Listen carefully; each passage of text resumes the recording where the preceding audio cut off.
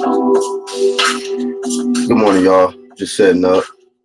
Shout out to the UGC and True Media. That's everybody keeps it 100, staying true to who they are and doing their part in this media. I'm your host, the Black Horseman, also known as Black Horseman Promotions. Y'all take the time to go to my homepage, go to the channels tab, and subscribe to all of my brothers in the UGC clique. Good morning to everybody, man. Y'all smash the like button as you come up in here. If you're new to the channel, subscribe, hit the bell. Another morning, we're gonna talk this boxing, of course. For those that don't know, we do live streams pretty much every morning between 7 and 8 Central Time. For sure, Monday through Friday, we're doing a morning live streams, but every so often we'll do the weekends too. So we're getting these morning live streams in as much as possible. And I usually start off the intro, and after I warm it up, send links out to my brothers, and we get it cracking. But we're gonna talk about Keith Thurman a little bit today. We're gonna talk about J-Rock, and we're just gonna talk about the current state of boxing. You know, how are things in the state of boxing like? As far as these champions, are they fighting the fights that we want them to fight? Is it still an exciting sport, or is it losing steam? So we're gonna talk about that. But there's been some reports that Keith Thurman is saying that he would fight Manny Pacquiao no matter what he on. First thing I want to say is in regards to that is VADA or nada. We don't play them type of games over here. One thing about it with the UGC, we want a clean sport. I can't speak for other groups and, you know, other fans out here. A lot of people just want to see their favorite fighters win by any means necessary. Not the UGC.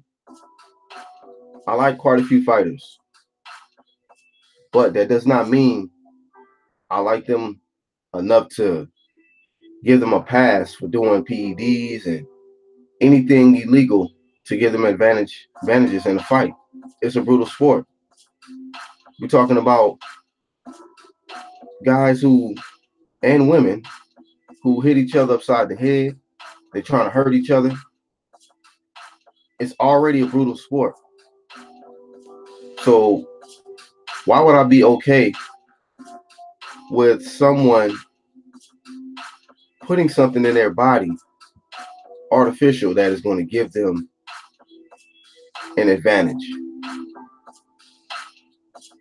So the reports say that Keith stated that Manny Pacquiao can do however and whatever PEDs he wants for this fight, and he still won't win. And my response to that is, careful what you wish for, Keith. Careful.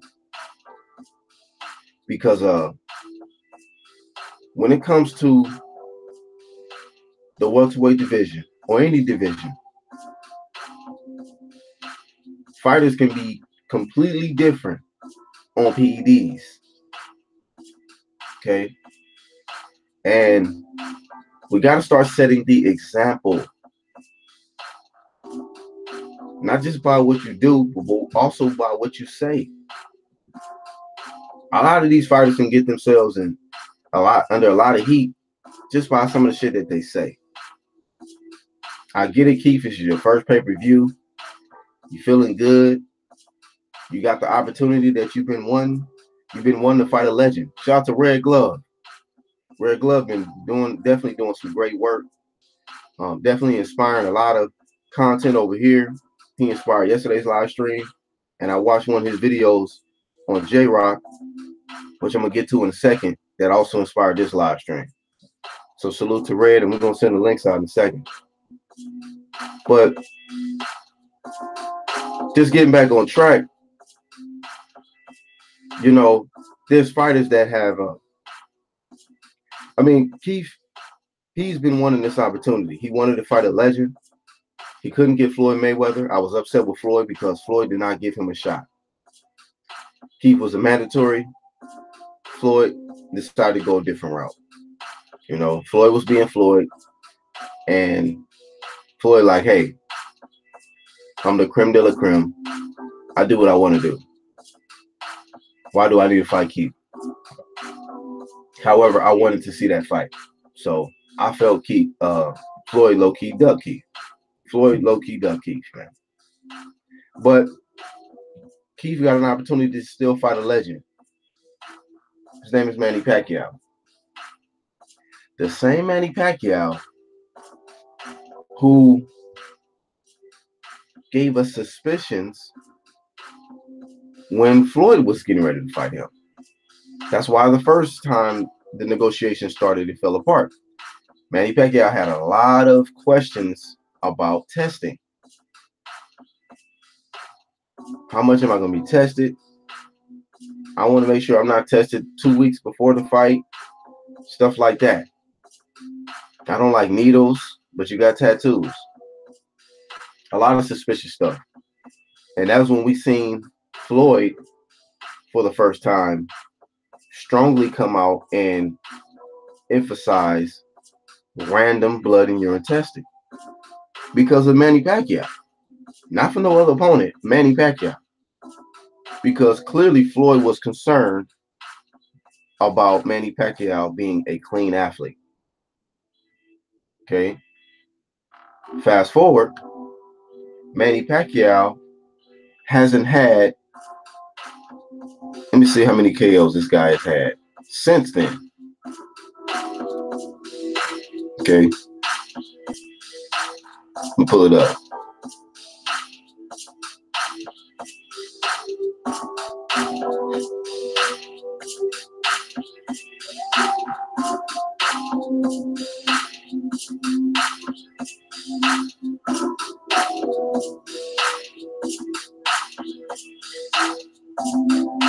I believe Manny Pacquiao has one knockout.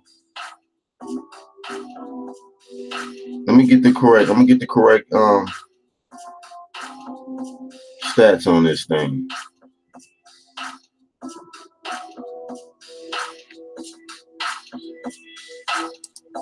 Y'all bear with me. I salute to everybody coming in. Salute to everybody coming in. Big salute to UGC. Once again on the Black Horseman.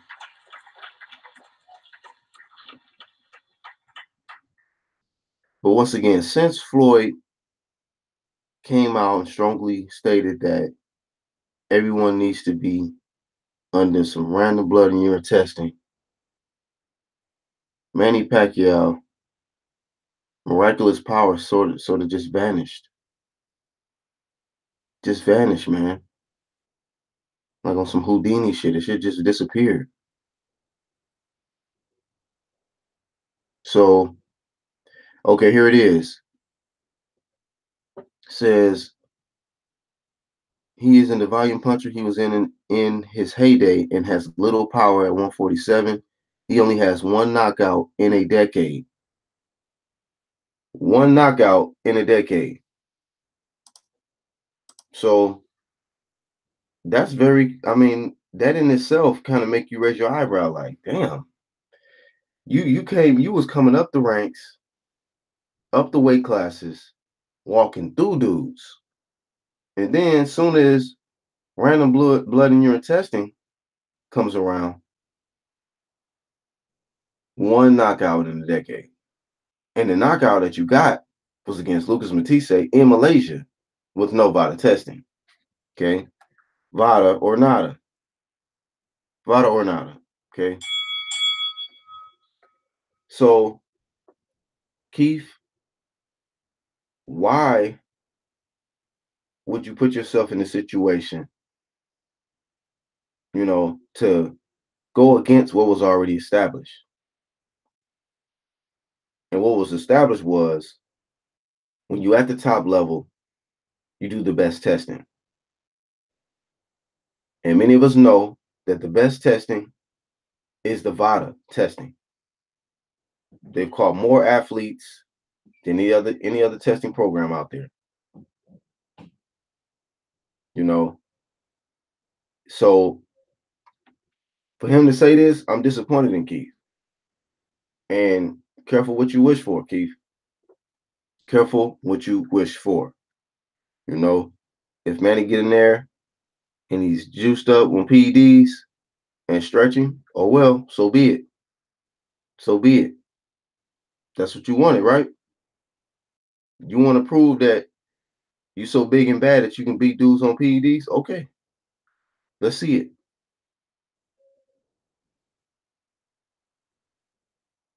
Let us see it. Shout out to Iron Kong and Hamed in the chat. Hamed says you got my message yesterday. I don't know what message you're talking about. No, I didn't get no message from you, man. I don't have a message from you, bro. But Iron Kong says, man, he gonna take a dip in this Lazarus pit. But on another note, in a weight class above, man, salute to J Rock.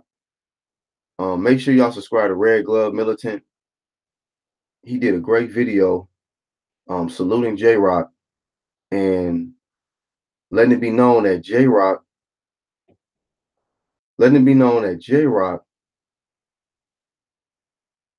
is requiring all his future opponents to undergo VADA testing. That's how you do it. You know what? I really believe that J Rock is great for the sport. He's a great example. I follow him on Instagram. You got certain fighters that try to shed more attention on, stuff that they buy, the jewelry, the clothes, cars,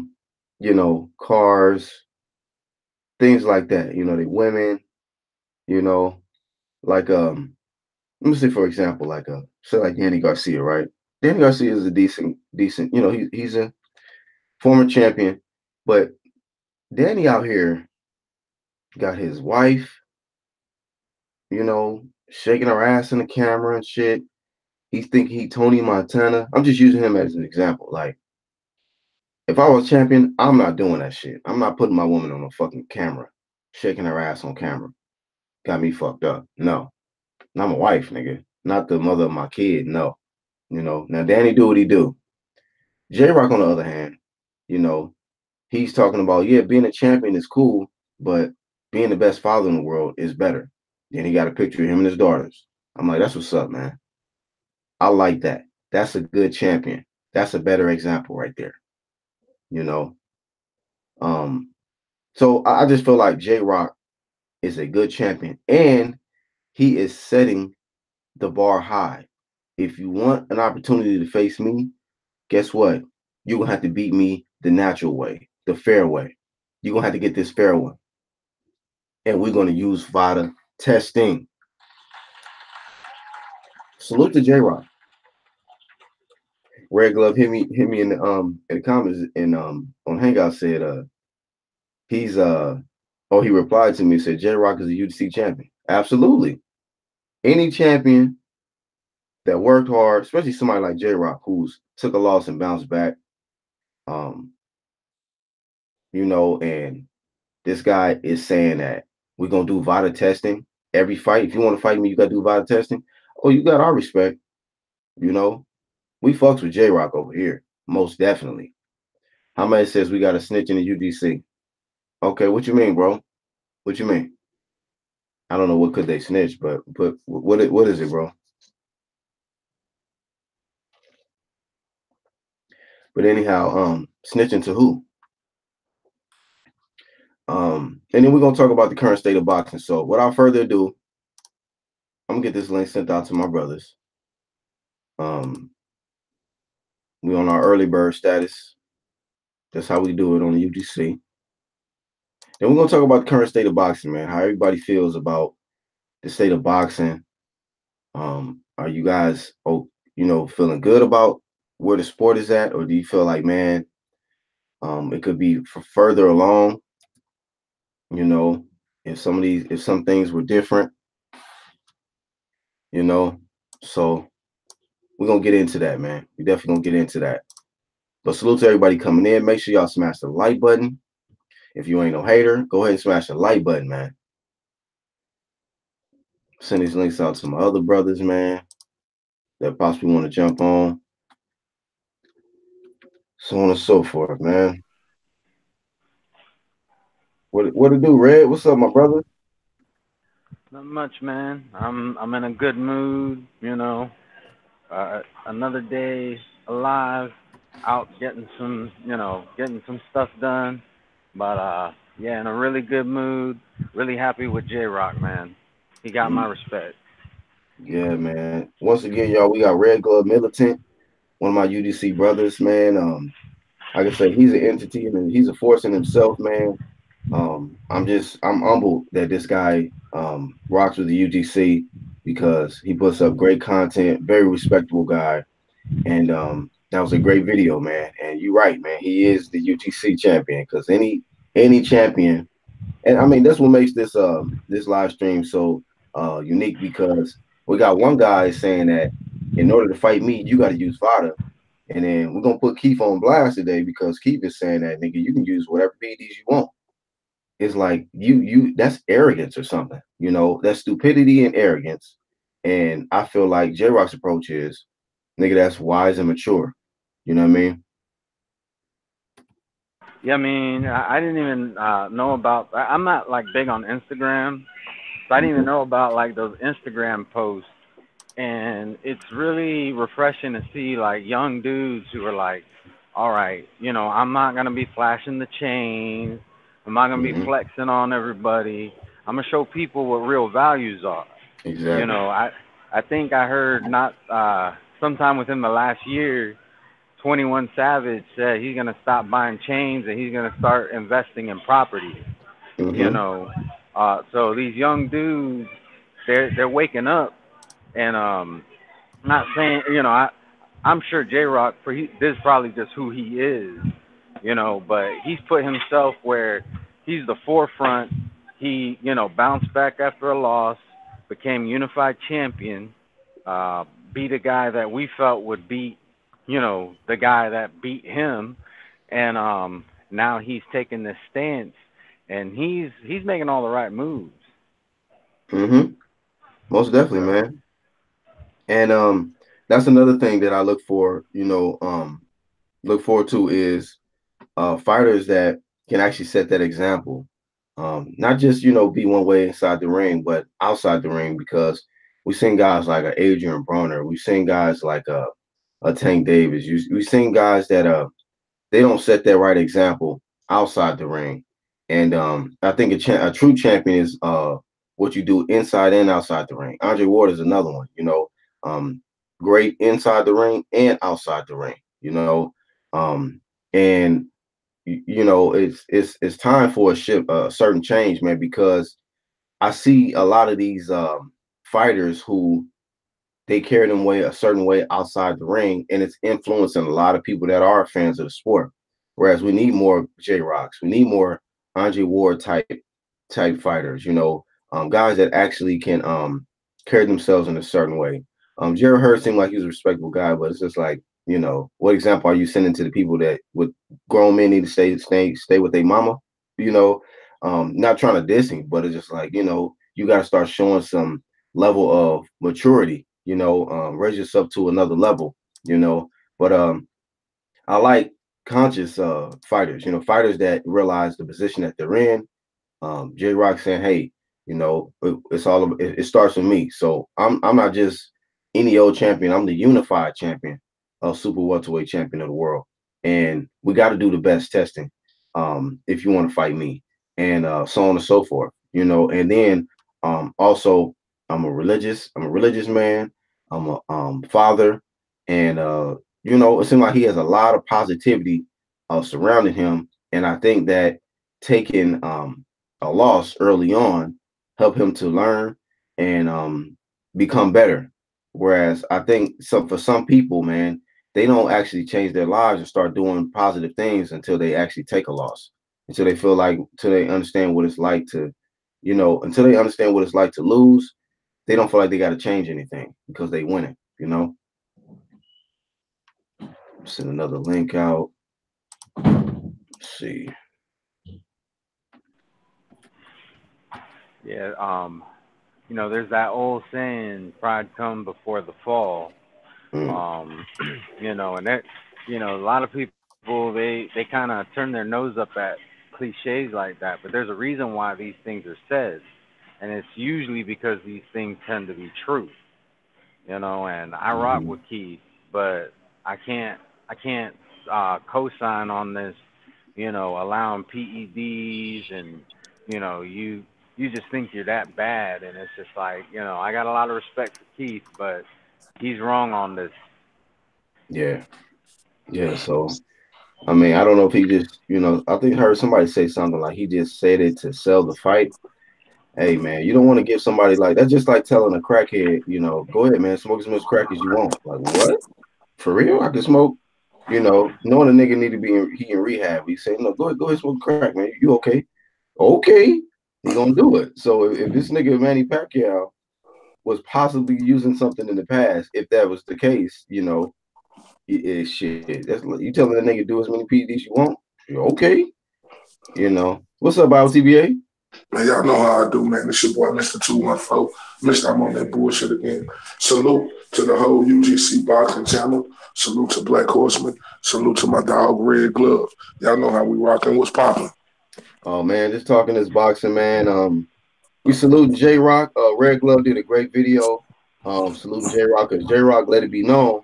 Anybody that wants to face him in the future, they're gonna have to go through that VADA testing, man. So salute to J Rock. And then we kind of putting Keith in the hot seat because of his comments saying that Manny Pacquiao can do whatever he want to do, and it's like, what do you feel? You think that's arrogance, or you think he's just saying it to sell the fight? And what's your thoughts on that? Him, guys possibly fighting guys without even being tested. It's a tragedy. It's a Mm. tragedy in this sport. And salute to Red Glove. He was on my live last night. He was in the chat, and I was speaking on this. Like everybody be saying we need one champion, one name. We need Mm. one drug test for everybody. Mm. And for Keith Thurman, damn, I like. Can I be mad at him? Can I be upset at him? Like he going in there with that Warriors mentality. Like I don't give a fuck if this dude juice up or not.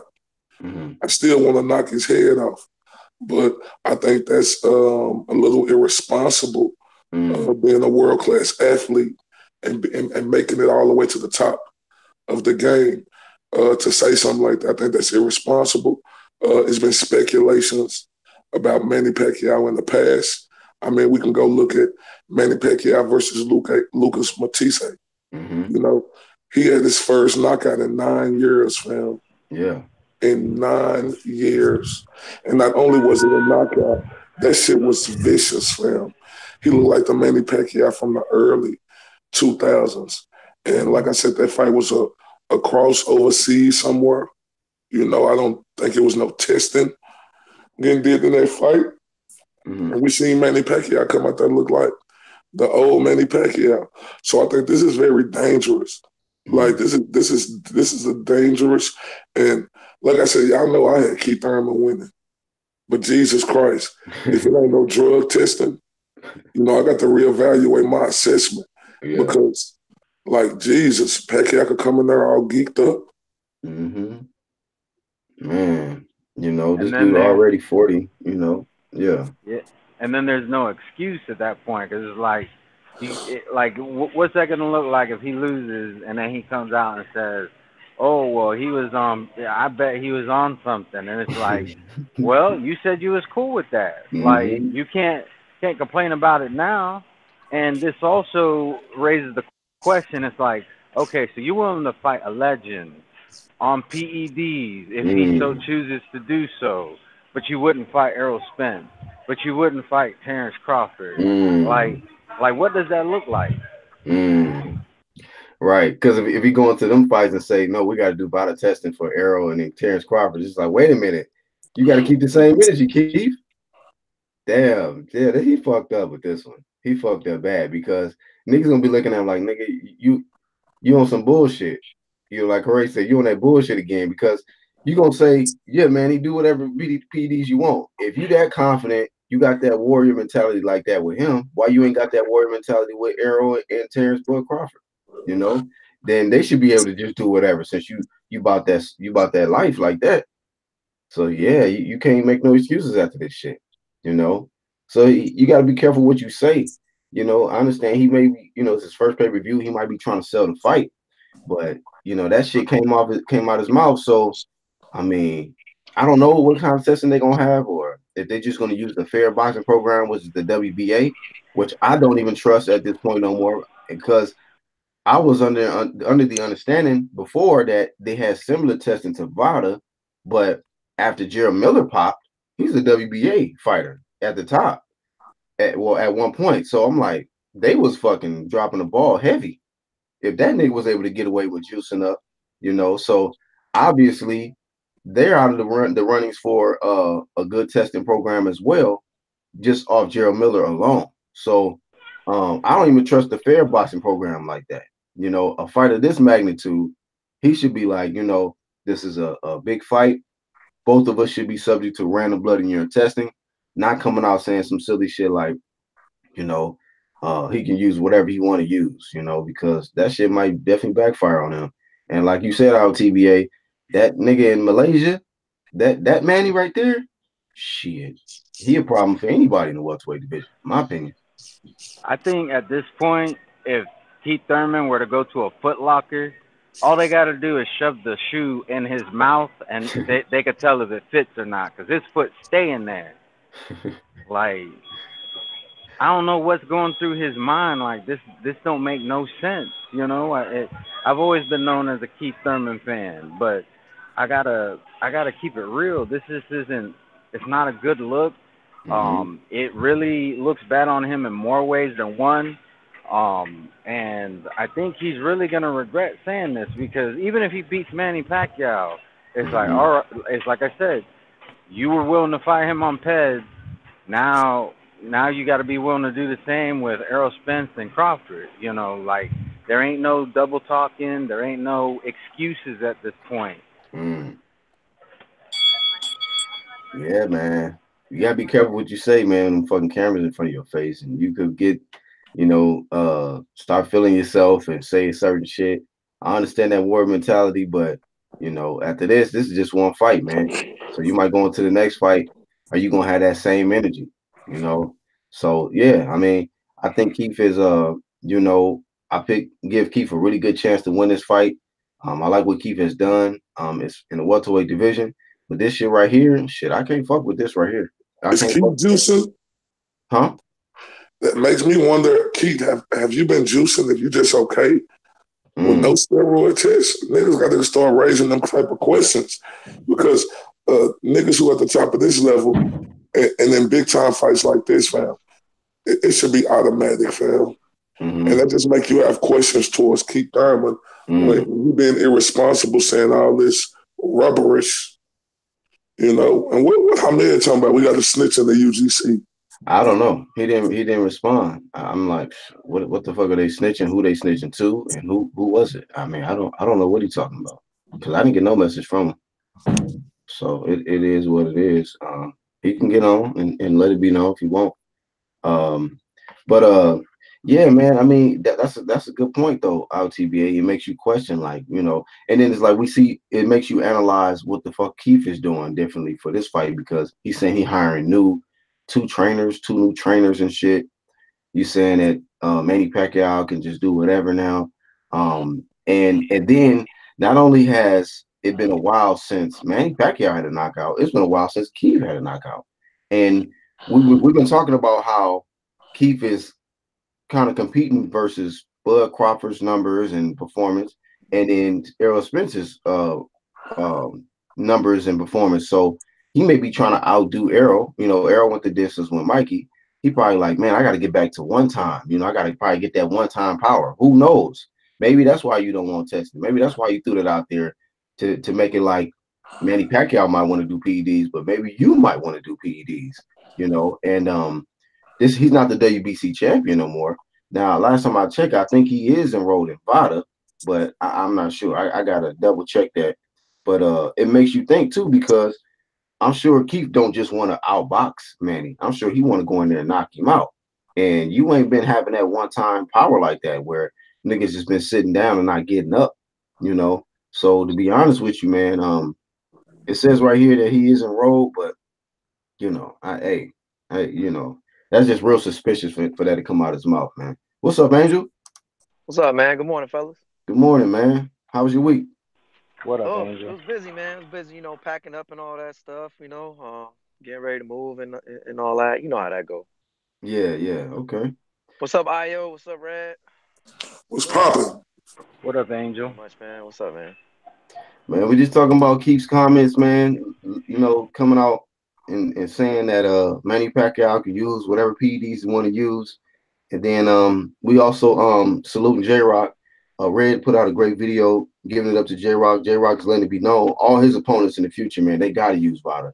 So what's your thoughts on Keith for those comments? And then just what's your thoughts on, J Rock, how do you rate him as a champion? And the mere fact that he's setting the bar high that you gotta go through VADA testing to see him.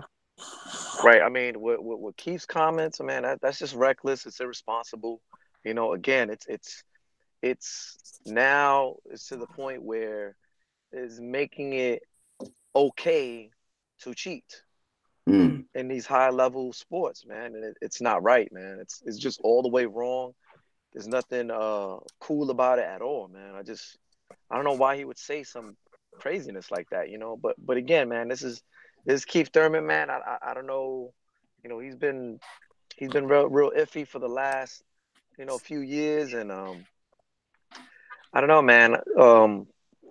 I think it's a 50-50 fight for the most part. Mm. Manny, his last fight didn't look too impressive, but neither did Keith, and it's a 50-50 fight, and who knows, man.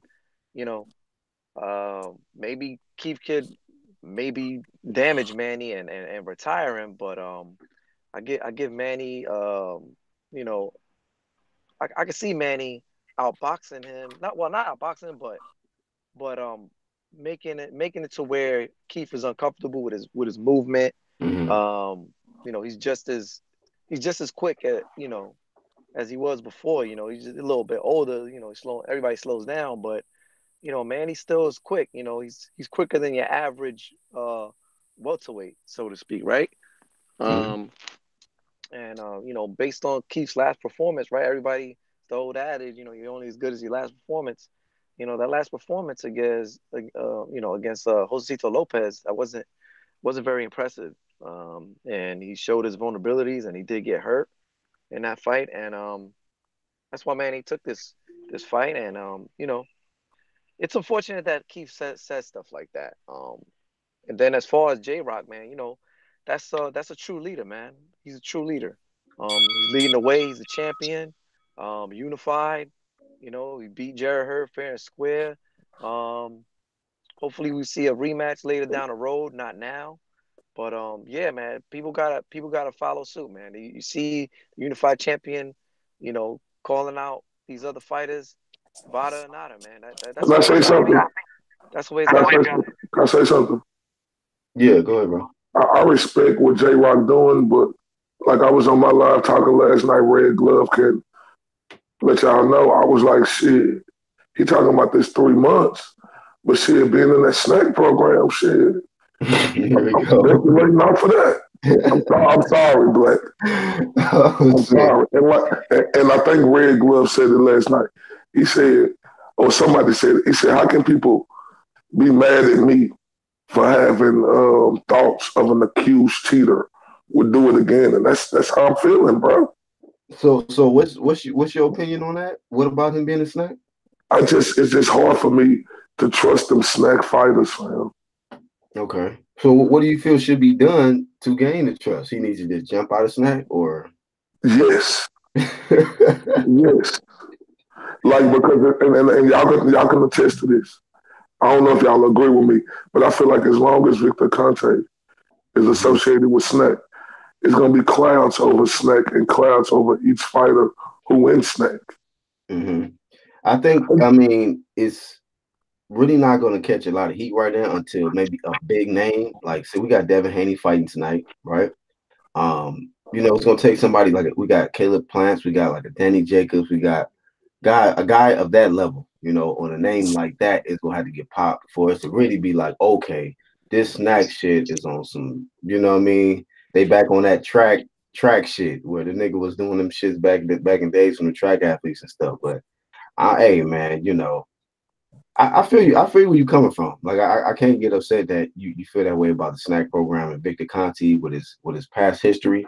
But it's just like, man, it's a conflict because here we have a champion really stepping out, and saying, hey, look, y'all niggas need to do 3 months of VADA testing to fight me, but he can't really get no credit because he's on the SNAC.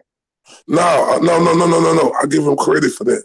But what I'm saying is, look at that J-Rock we seen against Jarrett Hurd.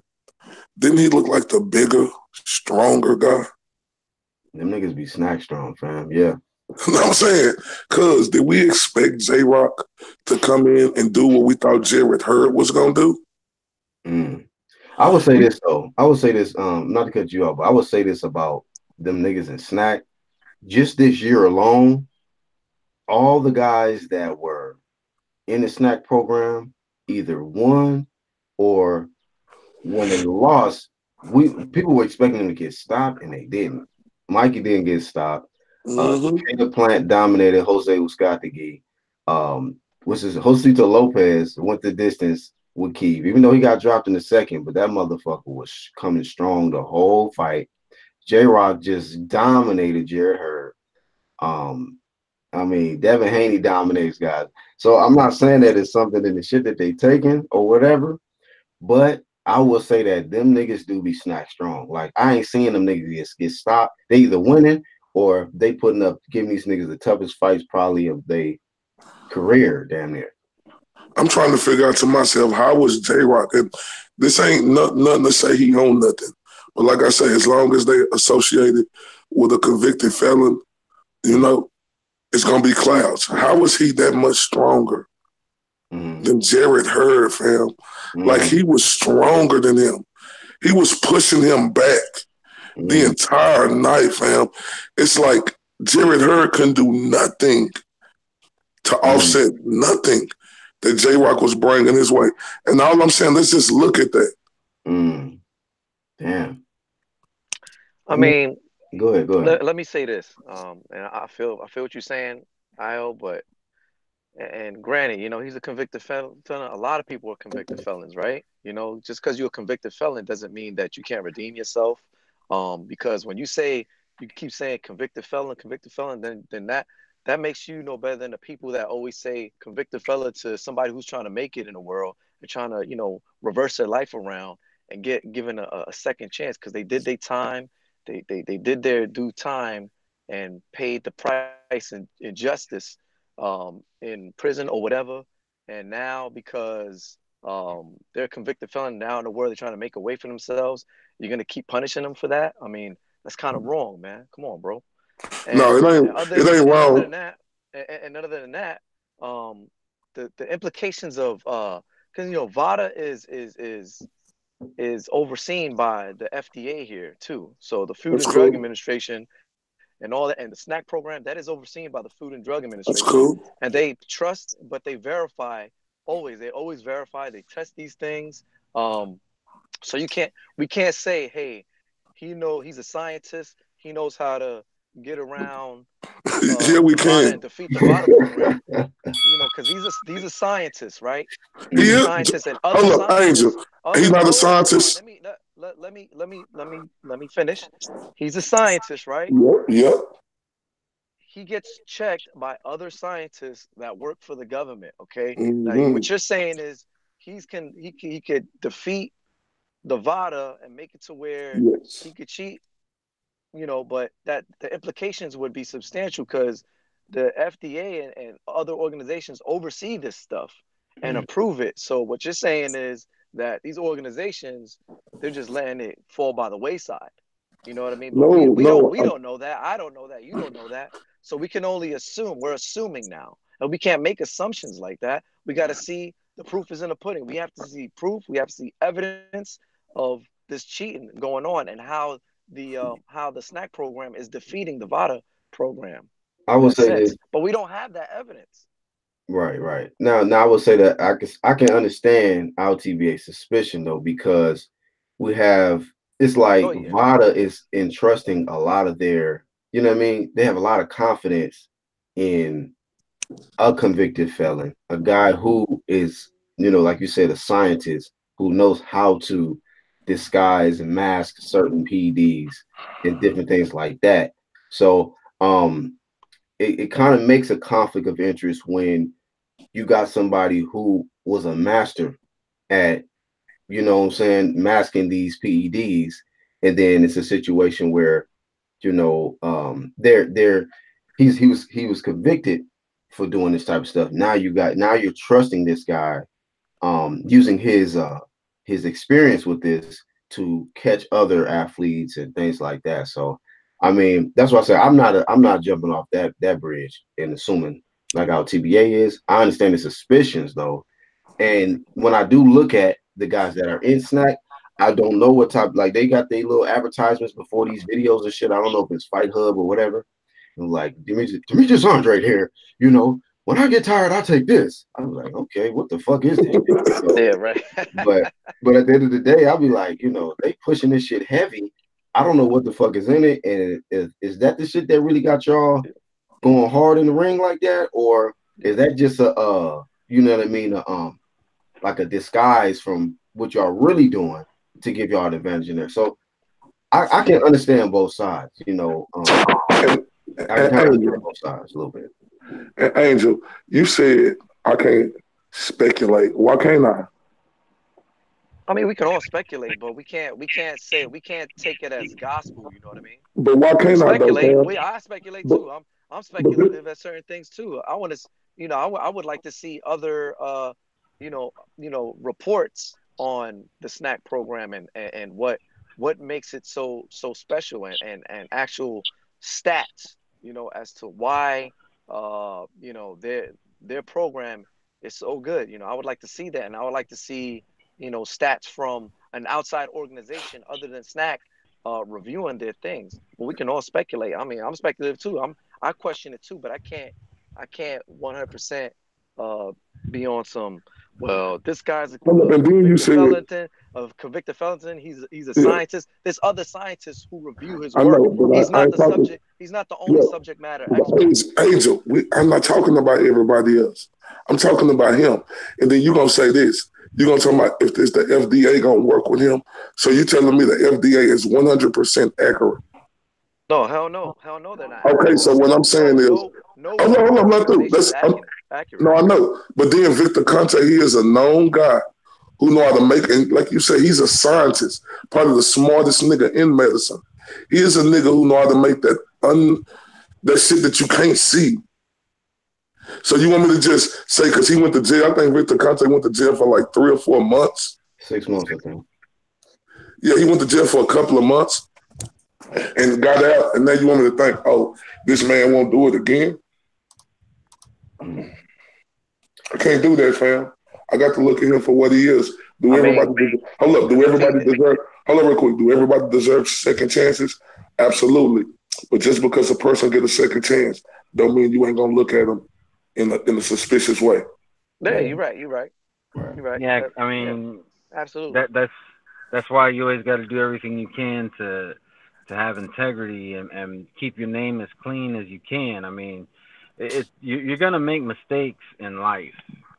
It's about making the mistakes that you can bounce back from. And I see where you're coming from, ILTBA. I mean, if he's a convicted felon, and he does deserve a second chance, but really can't blame you for having your suspicions.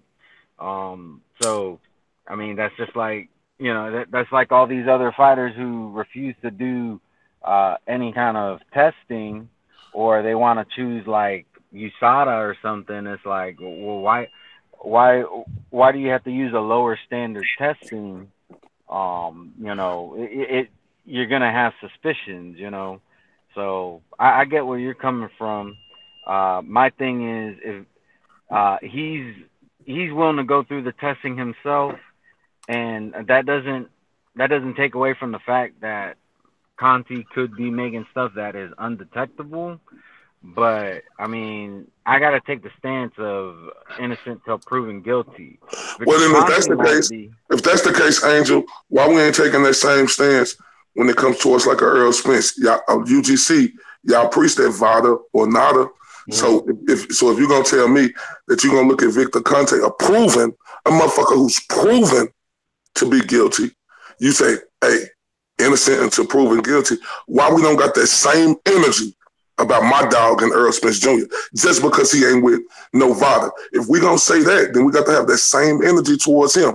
We can't say, oh, Earl Spence and all these other fighters ain't on VADA. If we gonna say we gonna give a proven convicted fucking felon the benefit of the doubt, say innocent until proven guilty, we got to have the same energy towards everybody else. I actually have that energy toward Errol Spence. When people was talking about his nipples, I'm like, hey, you know, Yeah, you can get into that weird shit if you want to, but at the end of the day, you know, if he's not getting popped, I really can't say that he is. Now, if he's not testing, then I can't blame you for having your suspicions. But some people want to treat their suspicions as gospel truth, and I think as long as you're making it known, hey, this is just what I think could be going on, then I don't think you're misleading your audience. But when you want to act like, oh, well, he's not testing, therefore he has to be dirty. It's like, no, it's not that. It's just that if the guy agrees to the testing, then that eliminates the question. Yeah, but Angel just said that Victor Conte he got to assume he's innocent until proven guilty.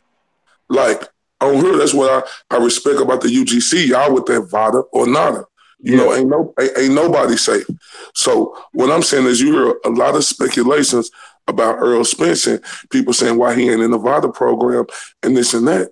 So why we don't got that same energy on him to give him the benefit of the doubt when he's never been a convicted felon and Victor Conte have. Like I said, everybody deserves a second chance in life. I'll never take that away, say people can't fuck up and have second chances. But that's just like somebody, if they do a horrible crime, is you gonna trust them? Like if let's say if somebody go in and rob a store, you know, you think when that dude go do his time and get out and he filling out them applications, people just gonna say, oh, he did his time. He did his time. We got to give him the benefit of the doubt. You think they just gonna let him come work in that store like that, fam? Nope. Come on, so we gotta look at like what I'm saying. Look, Victor Conte, he's a proven cheat. You know, I ain't trying to say that he doing something, but the only thing I'm saying is he done did it before. And not only did he did it, he mastered whatever he did to where that shit was undetectable. And all I'm saying is let's keep that same energy on Victor Conte. Yeah, man, I gotta agree with you, man. I gotta agree with you. No, you're making some good points about SNAC, about definitely about Victor Conte. The only thing I've had issue with is just trying to tie VADA into Conte, as if like there's some type of a connection there.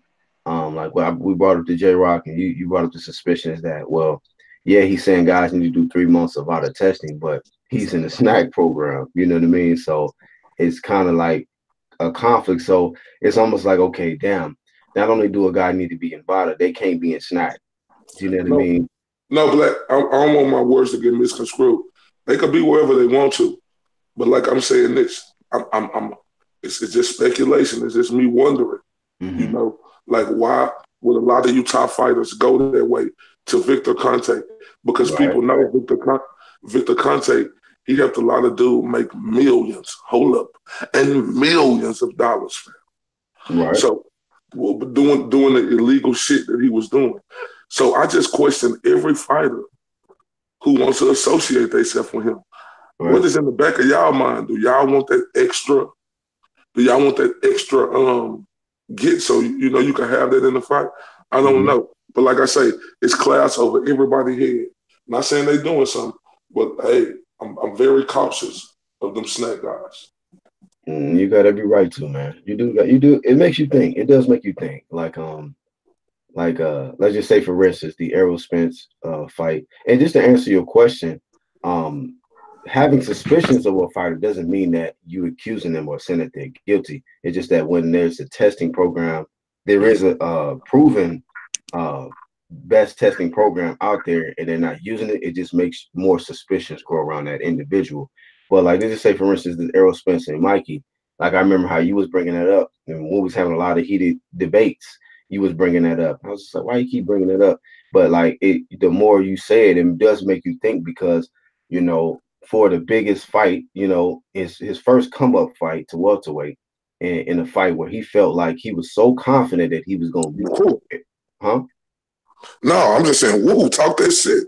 Right, the fight that he was so confident that he was gonna be there. Niggas was just like, damn, why you so confident, bro? Like, really, Errol? And then, but he had SNAC in his corner. You feel me? Where, I mean, then you look at the fight, it's either like, damn, it's like, it made you think like either Errol Power is overrated or this SNAC shit is on some whole different level. And it's not like you can discard that idea that SNAC has got these niggas super strong because, like I just brought the example a little bit ago, like Josito Lopez. You was bringing up J-Rock versus Jared Hurd. We've seen guys like Josito Lopez versus Thurman, Caleb Plant, guys that were you probably like I thought Caleb Plant was possibly was going to get knocked out. He was dropping Jose Uzcategui and was dominating, So it's like either these guys are dominating or they're not getting dominated, or if they get dominated, they're not getting stopped, when they're expected to get knocked out, So it does make you question, and then it, like you said, like why all of these fighters running to Victor Conte, a convicted felon, somebody who was known to beat the system by creating undetectable PEDs, and then but a lot of these guys are in VADA, but they are still working in with a convicted felon. So you make a lot of great points, man. You make a lot of great points there. And like one of them said, innocent until proven guilty. I hear you there, but it still raises suspicions. And the only thing I've had with Errol Spence with that conversation is just suspicions when you keep denying the clean boxing program. But we got to keep the same energy also with Victor Conte. There has to be suspicions there, and then also the fighters there. We had one guy that popped within these last 6 months, I believe, and that was Willie Monroe. So that's already make you raise your eyebrow. Now, it's not a big name. It's not a big enough name to where you start throwing a whole SNAC program under the bus. That's why I say it's going to take a big name like a fucking, maybe a J-Rock, maybe a Mikey, maybe a Demetrius Andrade, somebody like that, to where you'd be like, oh, okay, yeah, this nigga. So, Brett, you brought up a great point when you said, and I said the same shit. Like Mikey was so fucking confident coming into that fight, fam. Like he was talking that shit. Like he was. Look, we usually hear Earl doing the barking. Like I said about Jamel Charlo, we usually hear him barking down on fighters. Well, throughout this whole lead up to the fight, Mikey was barking down on Earl Spence, fam. And that's what fucked me up. I'm like, this dude is so fucking confident. And that just made me raise my eyebrows, man. Yeah. He called out Errol. He was pursuing the fight. It wasn't like he was calling out Danny. He went for the top dog at the welterweight division. Errol was regarded as the most avoided, and the strongest and guy at welterweight division, and that's the fight he wanted.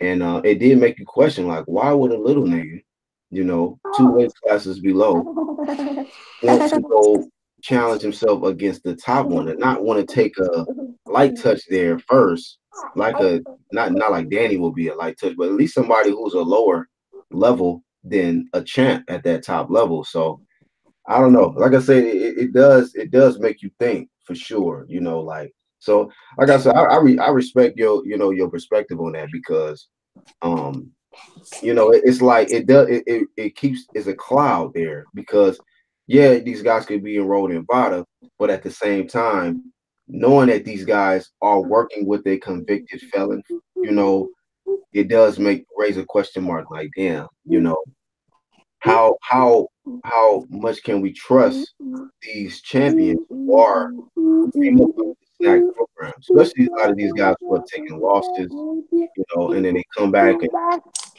fight better than they ever fought. So it does make you think, So at the end of the day, man, like I'm a boxing fan, and I don't care who it is. Nobody really get no pass when it come to, especially like because main thing, I want a clean sport, and we got to keep the same energy all the way around the board.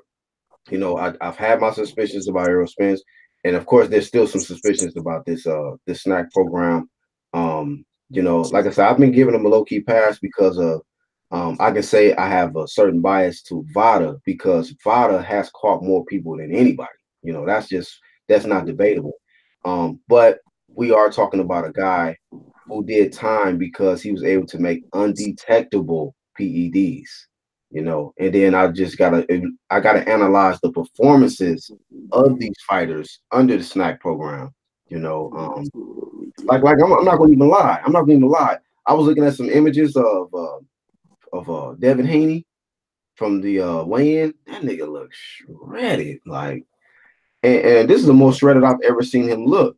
Now I can't say that he's doing something illegal, but I'm just like, damn, this nigga is shredded. Now he's in the VADA Clean Boxing program. Because he's ranked in the top of the WBC and all of that. But it does make you question, certain things. It does make you question certain things because, I mean, it ain't no it's not no no mystery. Like it's this snack strong shit that's been circulating. That shit is for real. Them niggas be snack strong. Whatever snacks them niggas taking. Like, niggas be strong. Give me a Amazon shipment of that. J-Rock was fucking unstoppable, fam. And it may be a clean J-Rock, but like I'm saying, he associated with that SNAC program. He doing commercials and shit. He's saluting it. But that motherfucker looked super strong. Mm. That's all I'm saying. I just want shit to be fair. I don't want people to put out a narrative about my guy and Errol Spence and not put out the narrative about everything else that's surrounding, clean boxing. I don't want Errol Spence. I don't want no fighter to be on nothing because even if Errol Spence got caught with some drugs, I have that same energy towards him. Mm-hmm. I have that same hometown fighter or not. If he got caught with some PEDs in the system, I have to address the bullshit. Yeah. Yeah, go ahead. Well, yeah, we definitely gotta do some. I mean, I'm gonna do some research into the SNAC program. Starting today, man. I'm gonna start really looking into it. Yeah, bro. I mean, you're right, Craig. Because with that fight with J-Rock, man, I was like, and me, you, everybody, we expected J-Rock to fade out. Nobody picked J-Rock to win, bro. Nobody picked him to win, man.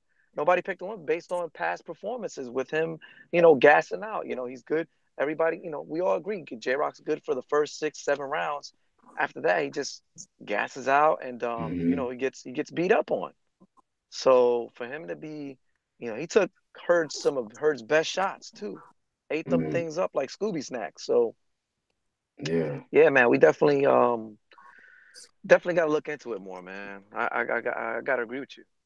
Yeah, me too, man. Because he making some strong points in it. Because one thing about the UDC, man, we all thinkers, man. So we know how to like just take a step back, listen, and actually think about shit. And when you think about it, like I mean, keeping it real, I didn't give J-Rock no good chance to beat Hurd. I just felt like Hurd was the bigger guy. He's stronger. He gonna apply a lot of pressure, and it just didn't go that way, man. From jump, he got backed up. He got dropped.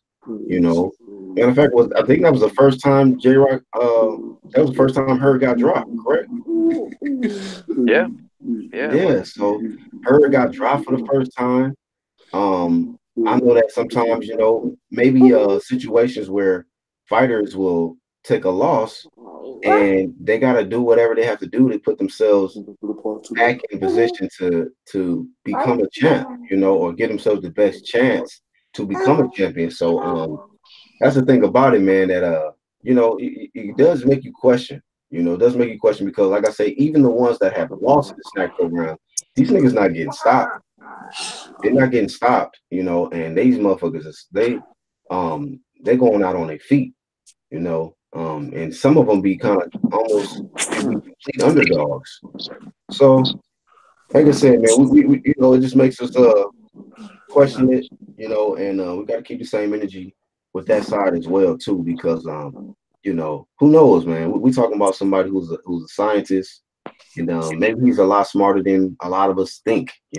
Maybe we might want to give him a chance to say, you know what, this guy probably learned from his mistakes. He did 6 months, whoop de whoop, but you know, it's a lot of money to be made. A lot of people was doing this to get paid. So hey, we really don't know, man. But like I said, it's gonna really take a big name in the snack program, um, for this shit to really just get them saying uprooted for sure. Because And you know what, Black?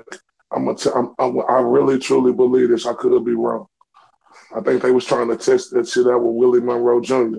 I know you hear Victor Conte saying, "Oh, I wasn't there with him. Oh, this and that." That's a bunch of crap to me. This dude is in your program. He got busted. I really truly believe, and I could be wrong. This is just speculation. I could be wrong. I truly believe that they was trying to test that shit out with Willie Monroe Jr. to see if he came up with some more undetectable shit that could be that testing in VADA. I really truly believe that. I really truly believe they tried to undermine that. It's just my opinion, though. It's just speculation. But like I said, Victor Conte is a proven cheat, so I have to take everything all together and put it together, fam. I want to trust the guy, but it's hard to trust him, after his proven record. And salute to Angel. Angel, I agree with second chances. I don't want you to think I don't agree with second chances. But what I'm saying is just because a dude get a second chance don't mean that we can't have that same judgment on him. We can't look at him like that because he did that. Like, people got choices in life. And if you make the choice to go a route that way, then you have to understand that you're going to get looked at that way. And that's all I'm speaking on about Victor Conte. Yeah. Yeah, most definitely, man. I think that I mean, it was crazy you brought up Willie Monroe. Has anybody done an interview with this guy since he popped? I ain't seen nothing. Where the fuck is Willie Monroe at? I see him on Instagram. Just like I see Jamel Charlo on Instagram. Like, that dude right there is a trip. Jamel? Oh my God, he is a trip. Like I said, as soon as he lost to Tony Harrison, it was like, where did he go, George? Where did he go? Nowhere to be found. Now you hear see this dude putting up stuff of watches, this watch or this watch. Niggas, that's what's important to you right now. Wow. Nigga, you got the biggest fight of your goddamn life. You sitting up here showing you lifting weights and doing all that shit bothers me, fam. Why do you got to show that? You don't need to show that you lost in the fight. You talked all this shit, and then you trying to show yourself lifting weights. Who you putting on for the people, or is you really putting on to get ready for this fight? Yeah, man. That shit questionable to me, Black. Like, what is the motive? And then I don't care, fam. This is like I say, I got one opinion out of billions of people in the world. This is my opinion. Right. I don't see how that Jermell Charlo is going to be physically and mentally ready if his coach said he just watched the tape one time. I understand that he probably didn't have time to watch it some more. But like in 6 weeks, you tell me you're going to be able to revise a totally new game plan for Jermell in 6 weeks. Yeah, we creeping up, man. We definitely creeping up on this one.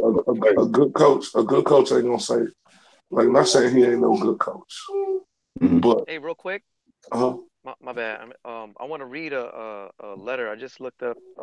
There was a warning violation on the SNAC program back in 2017, right? And it states, Dr.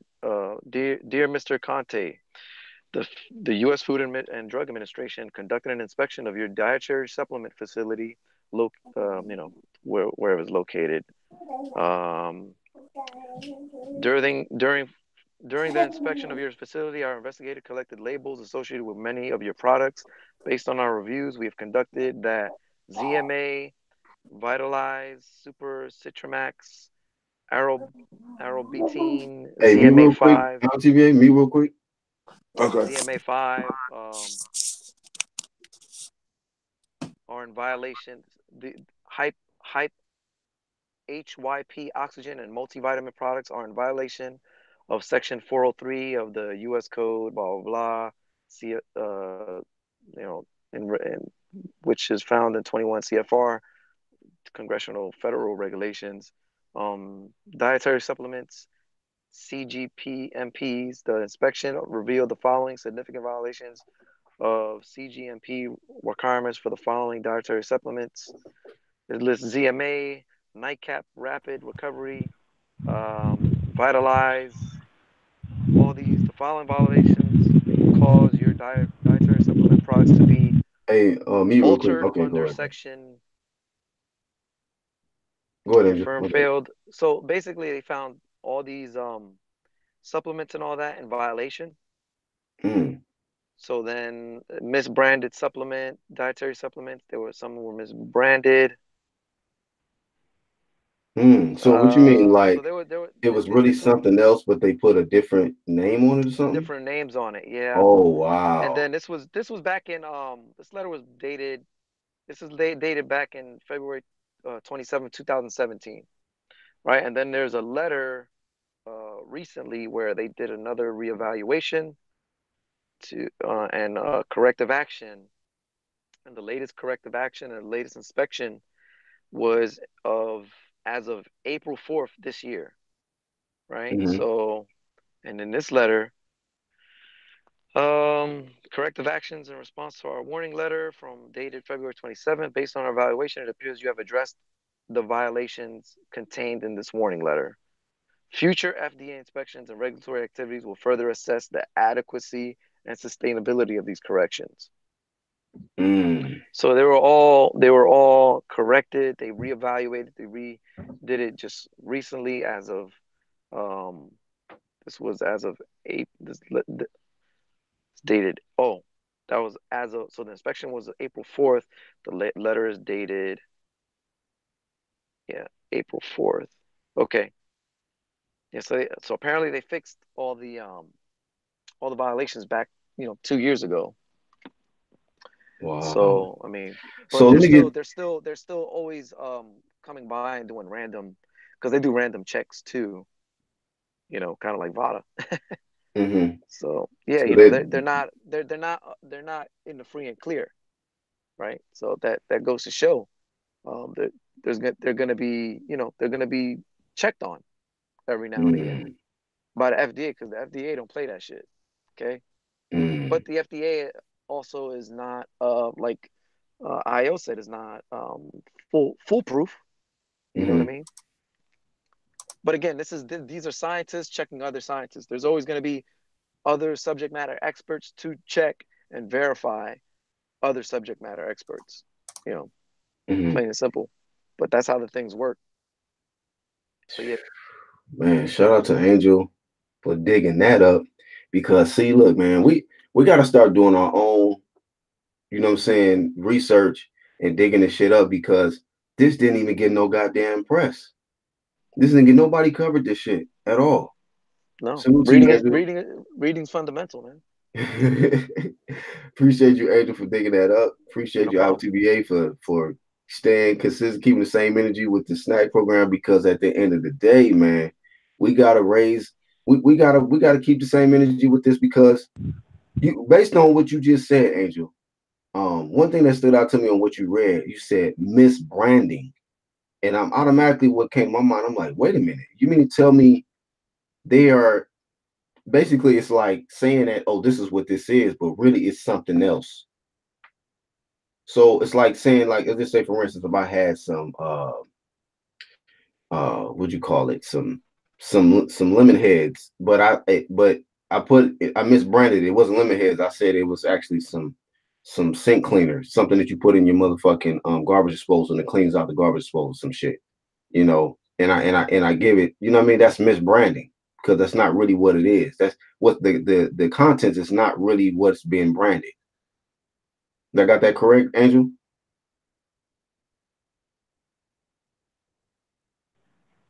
It came My off as Um, fault. something else. They do, they run the tests on every last single supplement. mhm. They do laboratory tests, and if it's not what it is, what you say it is, they're gonna call you out. They're gonna put this warning letter out. You better fix it. So we And talking about a convicted felon, and they gave him a warning. gave because it's not just him with this company. You know what I mean? Hmm. There's other investors. He doesn't. I don't think he particularly owns um, The SNAC, solely the SNAC program himself. It's a like a conglomerate of different businessmen but he's definitely in the there. brains He's and the definitely the science. brain. He's definitely the brawn, the spokesperson of Hmm. the organization. But they will get inspected. The inspections happen by what is in these products that they sell. They have to. It's Now, the stuff that was misbranded, I want to find out what type of shit is that, and what type of performance enhancement does it give these athletes if it was misbranded? You feel me? That's what's important. Like, well, what did they misbrand? And if whatever was misbranded, what was it actually contained in the stuff that they got warned for? That's crazy, man. What's up, Unbiased?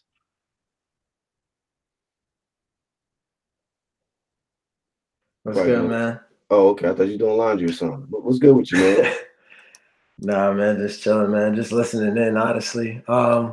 But yeah, I agree.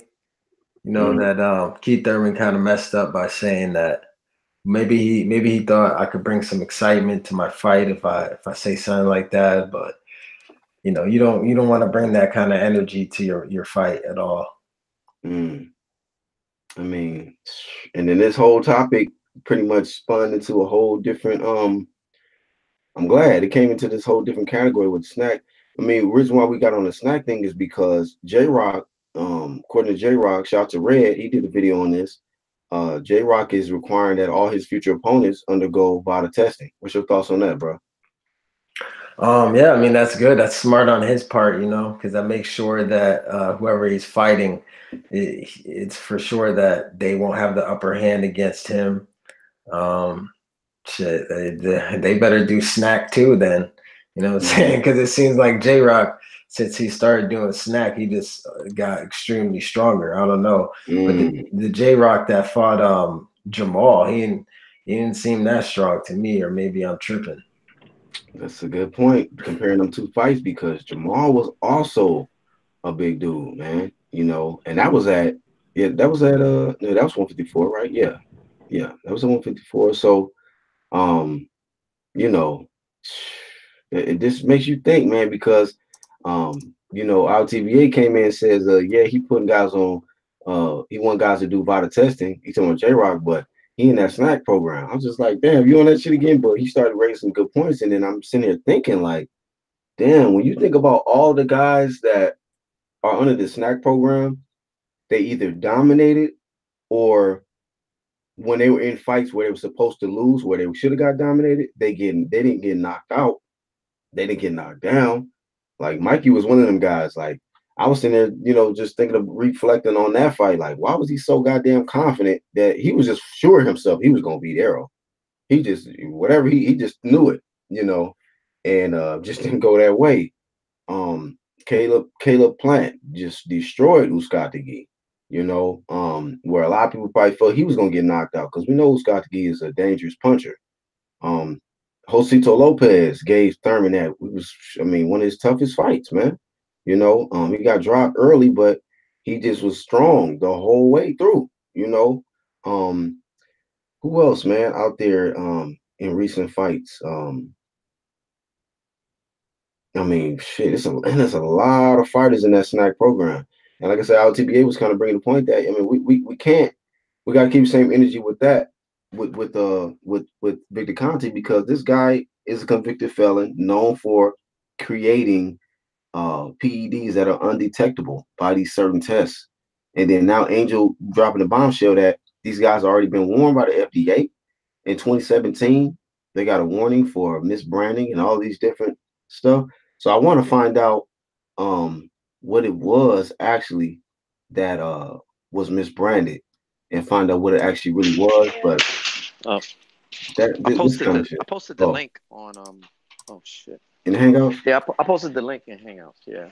Yeah, I'm gonna definitely do my research on it now. Now that you said that, 'cause I'm like, oh hell no, man, I didn't know. You know what I mean? So most definitely, man. Um, this type of shit ILTVA right definitely here. keeps us on our toes. I'll tell you that much. Yeah, man. He been saying this shit too, because we done had major debates. And he was saying this already last year. Before the Mikey and Errol Spence fight. And I was just telling him, like, oh, you just trying to come up with an excuse because of Mikey. I was like, you just trying to set up an excuse just in case Mikey beat Errol. Then you're going to say, oh, it was Victor Conti, But here we are. Errol won the fight. I thought, Mikey was going to get stopped. He didn't get stopped. We've seen a lot of things happen since then. We've seen, even like I say, even last year, late last year, Willie Monroe popped.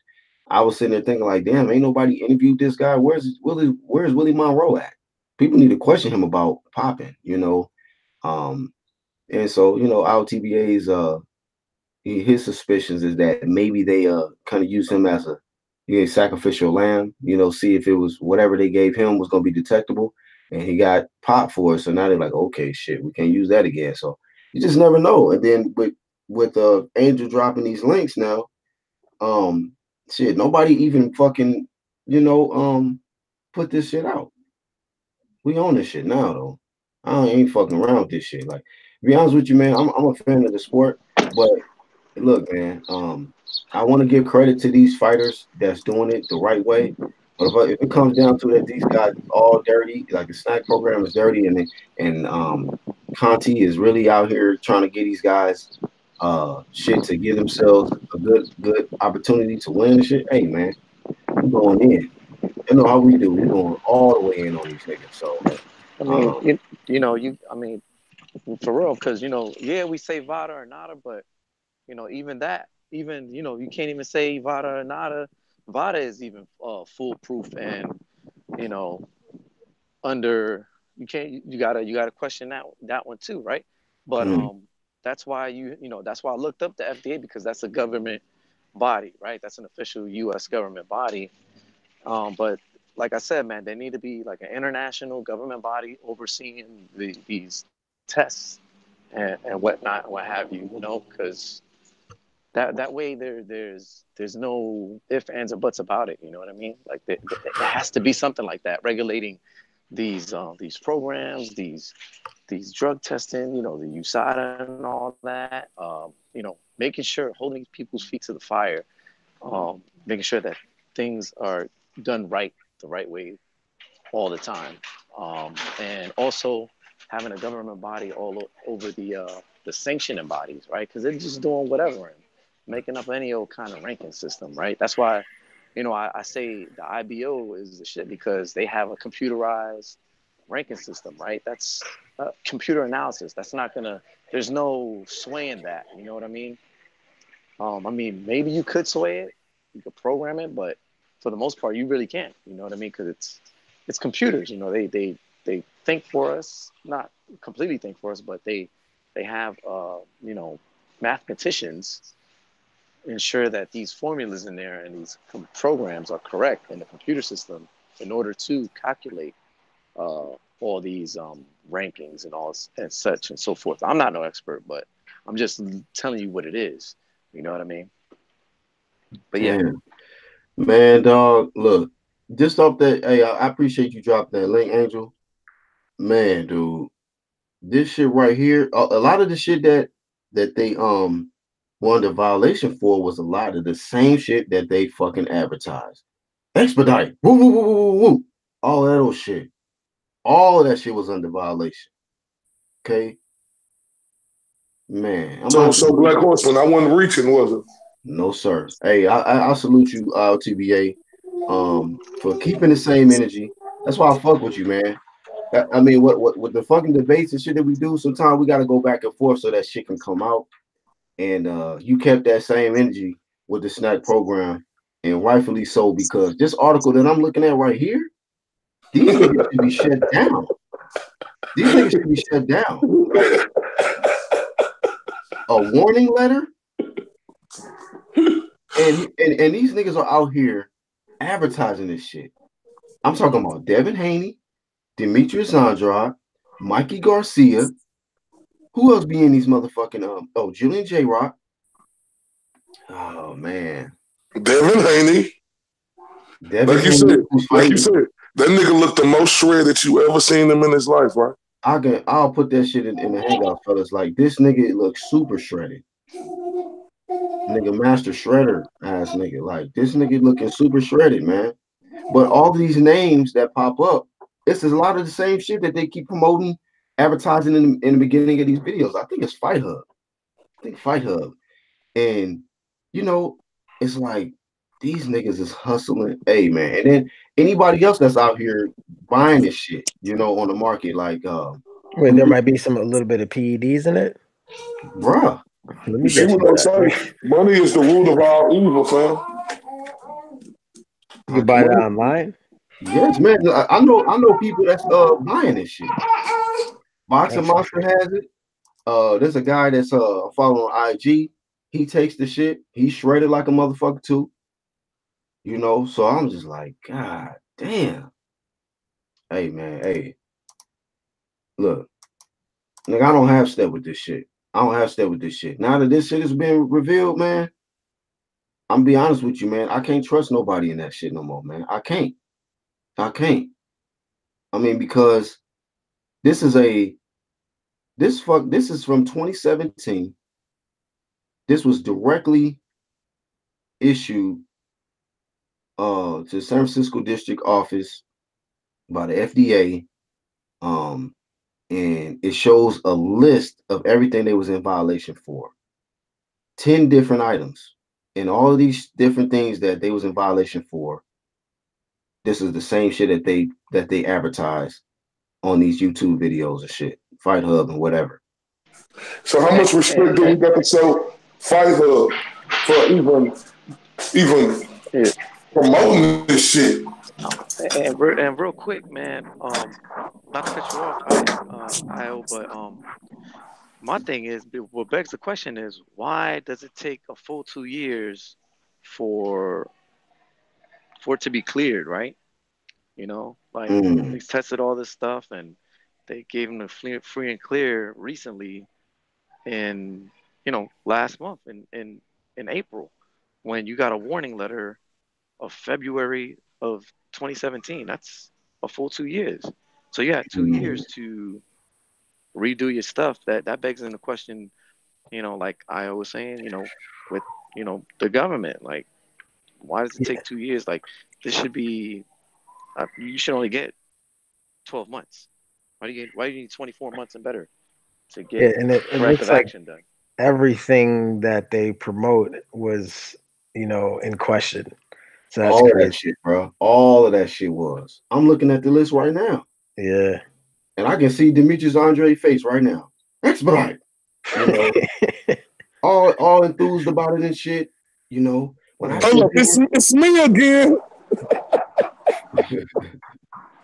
God damn, man. IOTBA, you done did it again, man. Yeah, man. You get the IOTBA Good Job Award and shit. Back real. He's back on that bullshit. Yeah, man.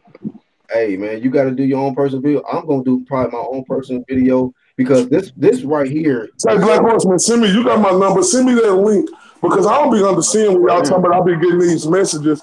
Like I ain't in no chat room with y'all saying I'm in. I added you to the. I'll try to do it again. I added you to the group hangout, man. I don't understand why you're not getting the I notification. don't get nothing. Yeah, I just figured you avoiding the UGC, man. Nah, bro. You know, I rock hard with the UGC. Everybody know that. Yeah, So like, so we looking at J Rock completely different now, or we have all of them niggas, bro. like we just have suspicions now. I mean, all bro, them niggas, man. I mean, like I say, what they say, you are who you keep your company with, right? Mm-hmm. Ain't that the same they say? Look at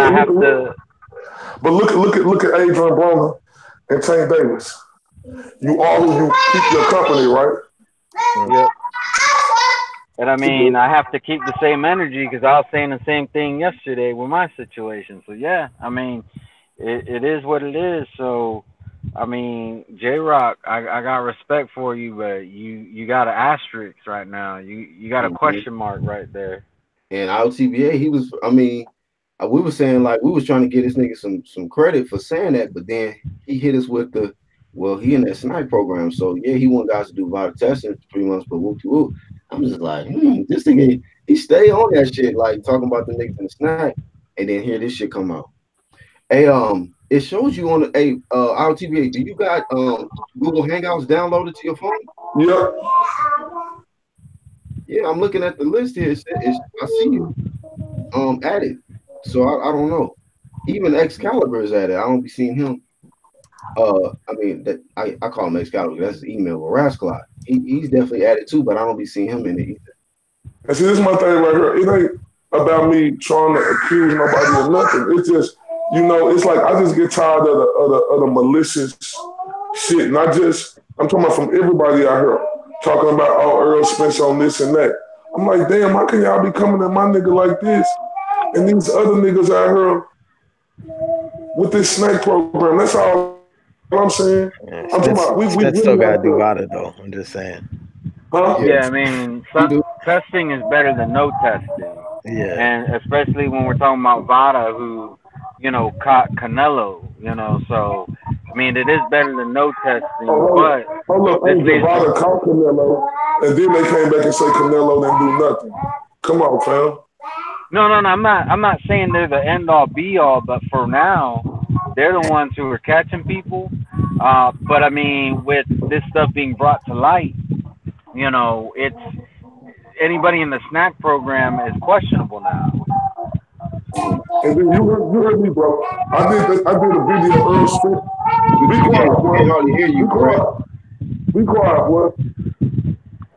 Oh, sorry. Look, I did a video on Earl Spence. Say Earl Spence need to get in VADA ASAP. I did that video. So it ain't no biasness coming from my way. None of that. I want niggas to know I'm gonna keep that same energy. You just basically letting us know keep the same energy with the SNAC program. Exactly. Gotcha. Well, hey man, your point made. Point definitely made. And one thing over here in the UGC, bro. Once we got the information, we got the facts. Oh, we're going in. I'm definitely going in, bro. Like this shit right here, bro. This is enough said. This is enough seen right here for me. I question everything in that whole program. All them shits that they solicit and advertise on Fight Hub and all these fighters that smiling and shit, trying to promote this crap. Look, man, because up until how long this SNAC program been on the horizon? How long these dudes been? I think like about 9 years, bro. Like almost 10 years. Wow. So that's just my thing about it. Like, and they just got a warning in 2017. So that means that before that, everybody that was in the SNAC program could have been using whatever. I mean, it's like things that make you say, Yeah, man.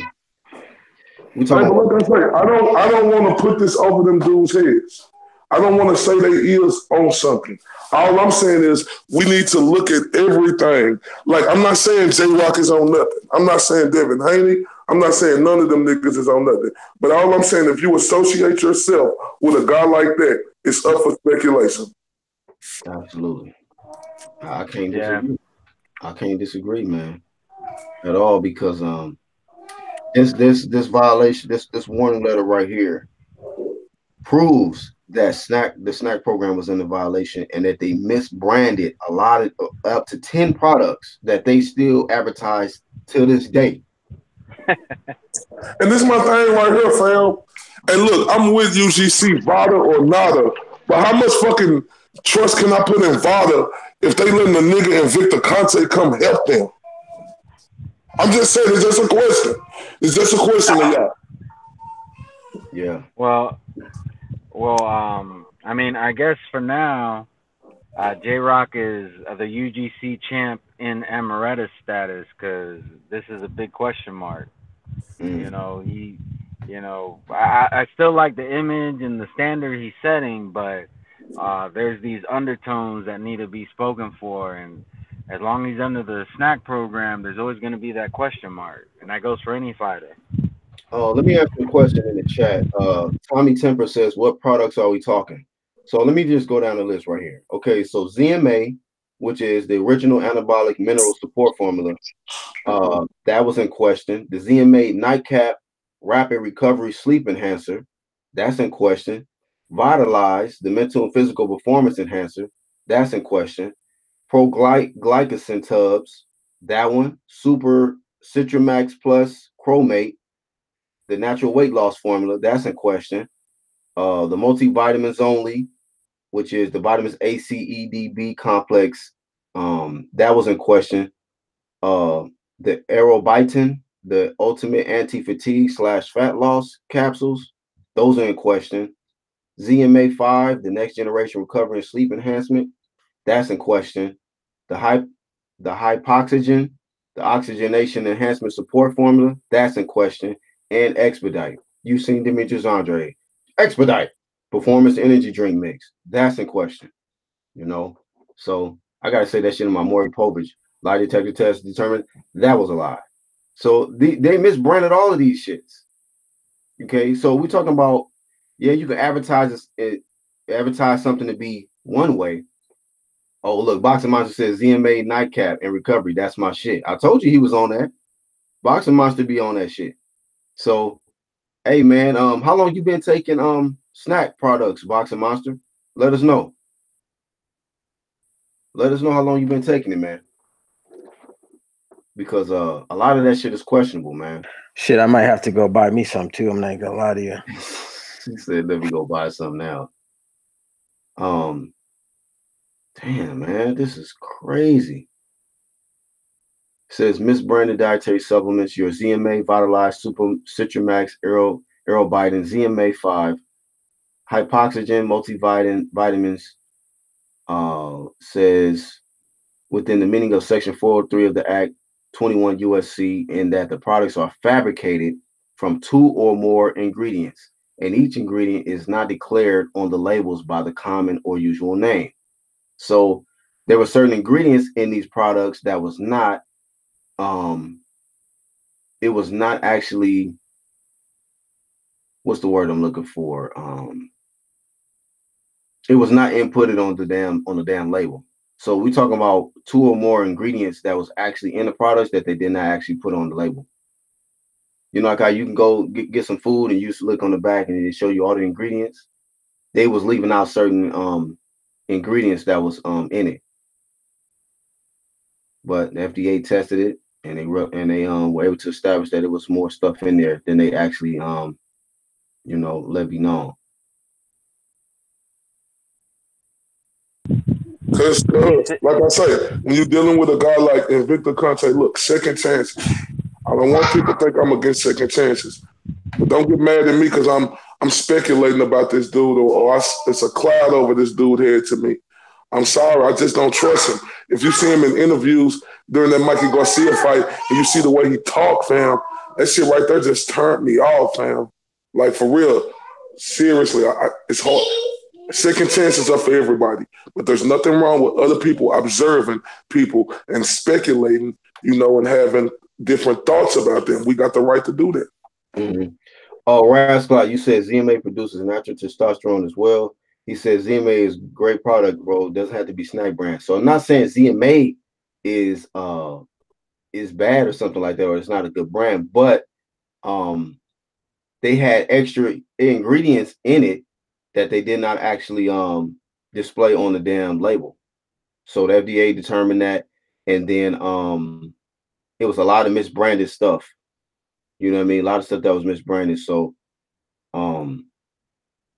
yeah, these dudes was in complete violation of 10 of their products that they still advertise to this day.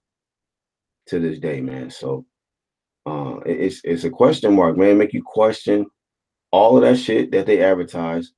And then you look at these guys' performances, man, and it's a question mark, man. We got to keep it a stat. It's a question mark because when's the last time a snack fighter got stopped?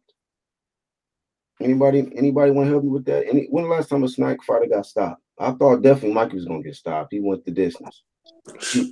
He snapped Errol Spencer's 9 knockout streak, 9 KO streak, 9-5 KO streak. Snack strong.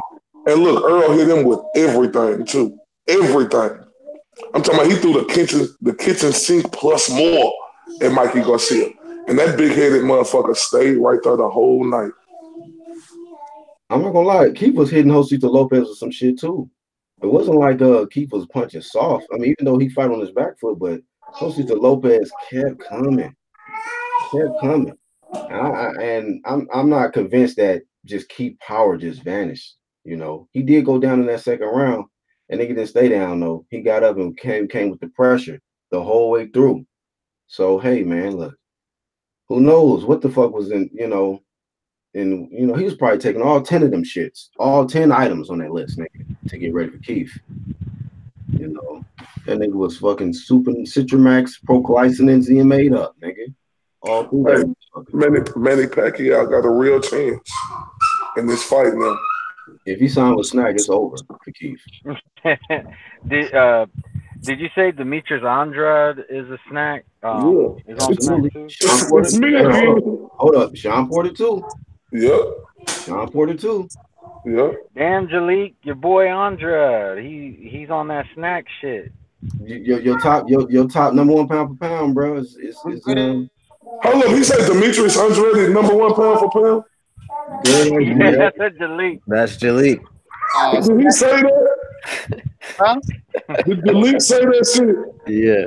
What? Oh, I'm still talking to that nigga. I'm curious to know because, like I said, me personally, in real life, I don't take no fucking. And I always was suspicious of Victor Conte too. I gave him the benefit of the doubt because he wanted VADA, and we got to agree that VADA is the only one really catching anybody. So I say, you know what, give him the benefit of the doubt. But I do know Willie Monroe got a fight coming up, but I didn't hear everything y'all was saying. I just was. Hold on, hey, LTBA, mute real quick. Shout out to y'all. That's great, man, because motherfuckers need to know. Yeah. Basically, shout out to LTBA. Well, first, Red Glove. Of course, this is the second live stream in a row. He inspired. He did a great video, giving it up to J-Rock. J-Rock let it be known all his future opponents will have to undergo VADA testing. We putting Keith in the hot seat because his dumbass comments talking about Manny Pacquiao can do whatever he want.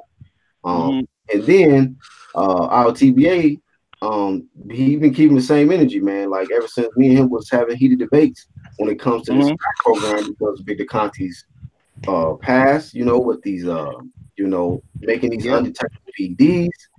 And then shout out to Angel because our TBA was putting so much heat on us with this shit that he made Angel do some research. And it turns out in 2017, wow, the accurate date. This was issued February 27th of 2017.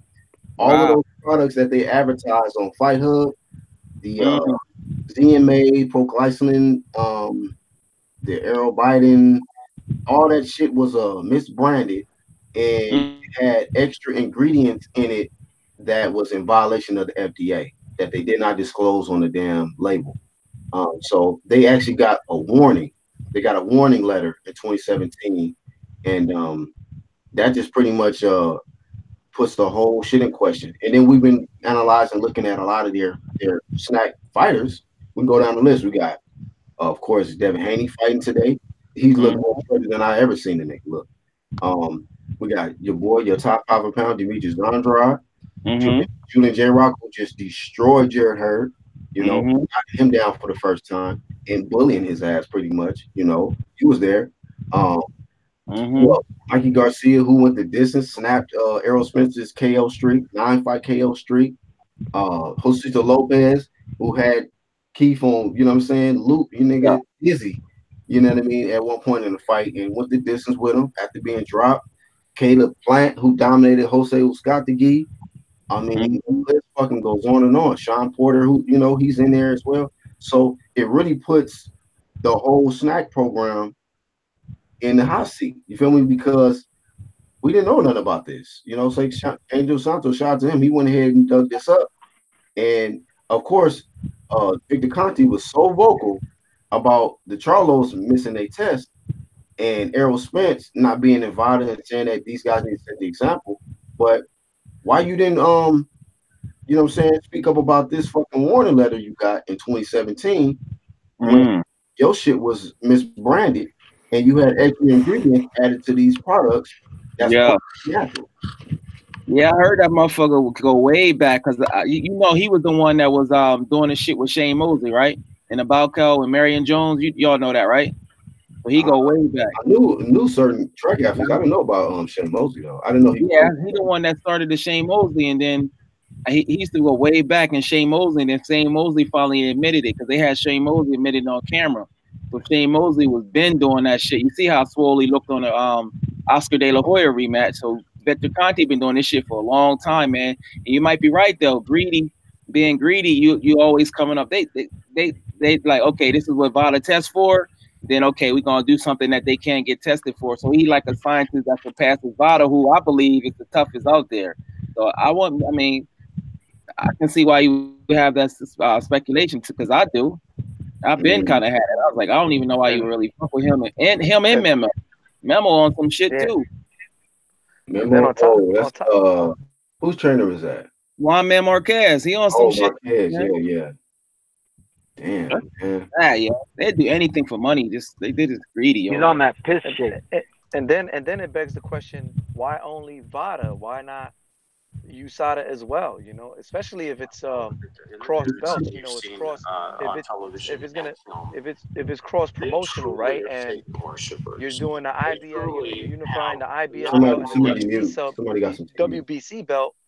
You got to say, well, why not both methods of testing, USADA and VADA? Because that's not fair to each champion. WBC goes with VADA and IBF goes for USADA. Why not say, hey, test for both on both sides of the fence? You know what I mean? If he's an IBF champion, he's a WBC champion, they should equally, each fighter should test for both, right? You can't just say, hey, if it's just VADA, only that, because it's unification. I think New York does that, man. I think the Barclays, like I remember when Danny and Sean fought, they were getting tested through USADA and VADA because I think the Barclays, you have to use Barclays. You have to use USADA there. But if VADA is also involved, then VADA's going to do their own testing, but USADA's going to do their testing along with whatever other testing program is involved. Grass Cloud, what's up, man? What's up, bro? What's going on? What's good, man? Hopefully you're not on the bridge on a helicopter right now. Nah, I'm on my way to the gym. Oh, okay. Man, what's your thoughts on all this, man? I know you've been tuning in, listening. I hear something in the background, though. Saying, is that you? You said what? I heard something in the background that's going on. Maybe it might be on my end. Oh, yeah. Everything is good on this feed. I don't know if it's some, Hey, call me back. No. Go ahead. I had the video on. No, what y'all talking about? PEDs? Well, we're talking about the SNAC program, man. In 2017, they got a warning letter for all of the products that they advertised, man. They had extra ingredients in there and misbranded stuff, and we talking about the infamous Victor Conti, man. You know, convicted felon. You know, I don't know if I ever saw. Have anyone saw that video where Victor Conte made that a steroid blend in like 3 minutes? Have y'all seen that? No. It's a video. Yeah, it's a video on YouTube where Victor Conte made a steroid blend, and it took him like 2 or 3 minutes. And basically, he could do that right. He could do something like that right before your fight, especially if you took the testing already. Like having Victor Conte in your corner is super shady. He's too smart. He a chemist. Look at his picture. Look at his eyes, yo. Like, come on, man. Look at his eyes. Look at his picture, dog. Like, come on, man. And it's always people like that. They know more than everybody. Instead of using the information for good, they use it just to do trickery and black magic and shit. That nigga. And look, y'all could be right. Victor Conte could have his second chance, and he could be doing everything the right way. He could be. I don't just want to get on here and say he can't be doing stuff the right way, because it's a possibility that, you know, dude learns his lesson and that he could be doing stuff the right way. But I'm just saying it's going to always be that cloud. So I want people to know, I'm not saying that Victor Conte ain't doing stuff the right way. He's just going to not be that cloud, because he could be doing everything correctly going forward after going through what he went through. That's true. And also J-Rock been messing with SNAC for a long time. So I mean, if he been on SNAC and his performance is looking the way it was, then yeah, I don't know. And he wasn't on SNAC. His training was different. He wasn't on SNAC when he fought Jamal, though, was he? Bradman used to always fuck with Victor I Conte. don't know, Black. That's a good question. He been messing with Black, that's a good question. for at least 5 years. Probably not. Jalik, you got some little. We can't hardly. Hey, Black. Nah, I was saying. Hey, Black, that's a good question you just asked. Anybody know? Anybody got the answer to that? Anybody know? I don't know. Look on his website and go to fight and go to photos. He got stuff way back in 2014 about J-Rock. He been messing with J-Rock. But look, I didn't see J-Rock with no SNAC until after he lost. Nah, he been on. Go to the website. I'm just saying. I didn't see nothing. I'm just saying. Yeah, he been with SNAC though. It's just that he been with SNAC. You guessing, Jalik, or you for sure? I know. I know because Breadman be on boxing and he was the advocate of SNAC. This ain't the first time I'm doing SNAC. Yeah, Jalik is right. Okay, so they just put some stronger ingredients in there. So that maybe just train, maybe through experience he probably just trained better. I mean, Breadman said he just trained great. You know what I'm saying? And he had to go through a second and third win against Hurt. It is a way of training and getting natural endurance. You know what I mean? So, guys, the thing is with the supplements, even in GNC, like it's stuff that VADA and USADA they won't let you take in GNC. Anything that produces or elevates your testosterone, you can't take any of that. They want everything to be on an even playing field. And so even all the natural stuff that boosts testosterone, like horny goat weed, magnesium, zinc, all of that stuff, they don't want you to take. So even ZMA, if you're taking ZMA and they find out that that's actually helping you boost testosterone, they taking you out of it. So it's a tricky thing, man. It's tricky. That whole test. Like, I give a shout out.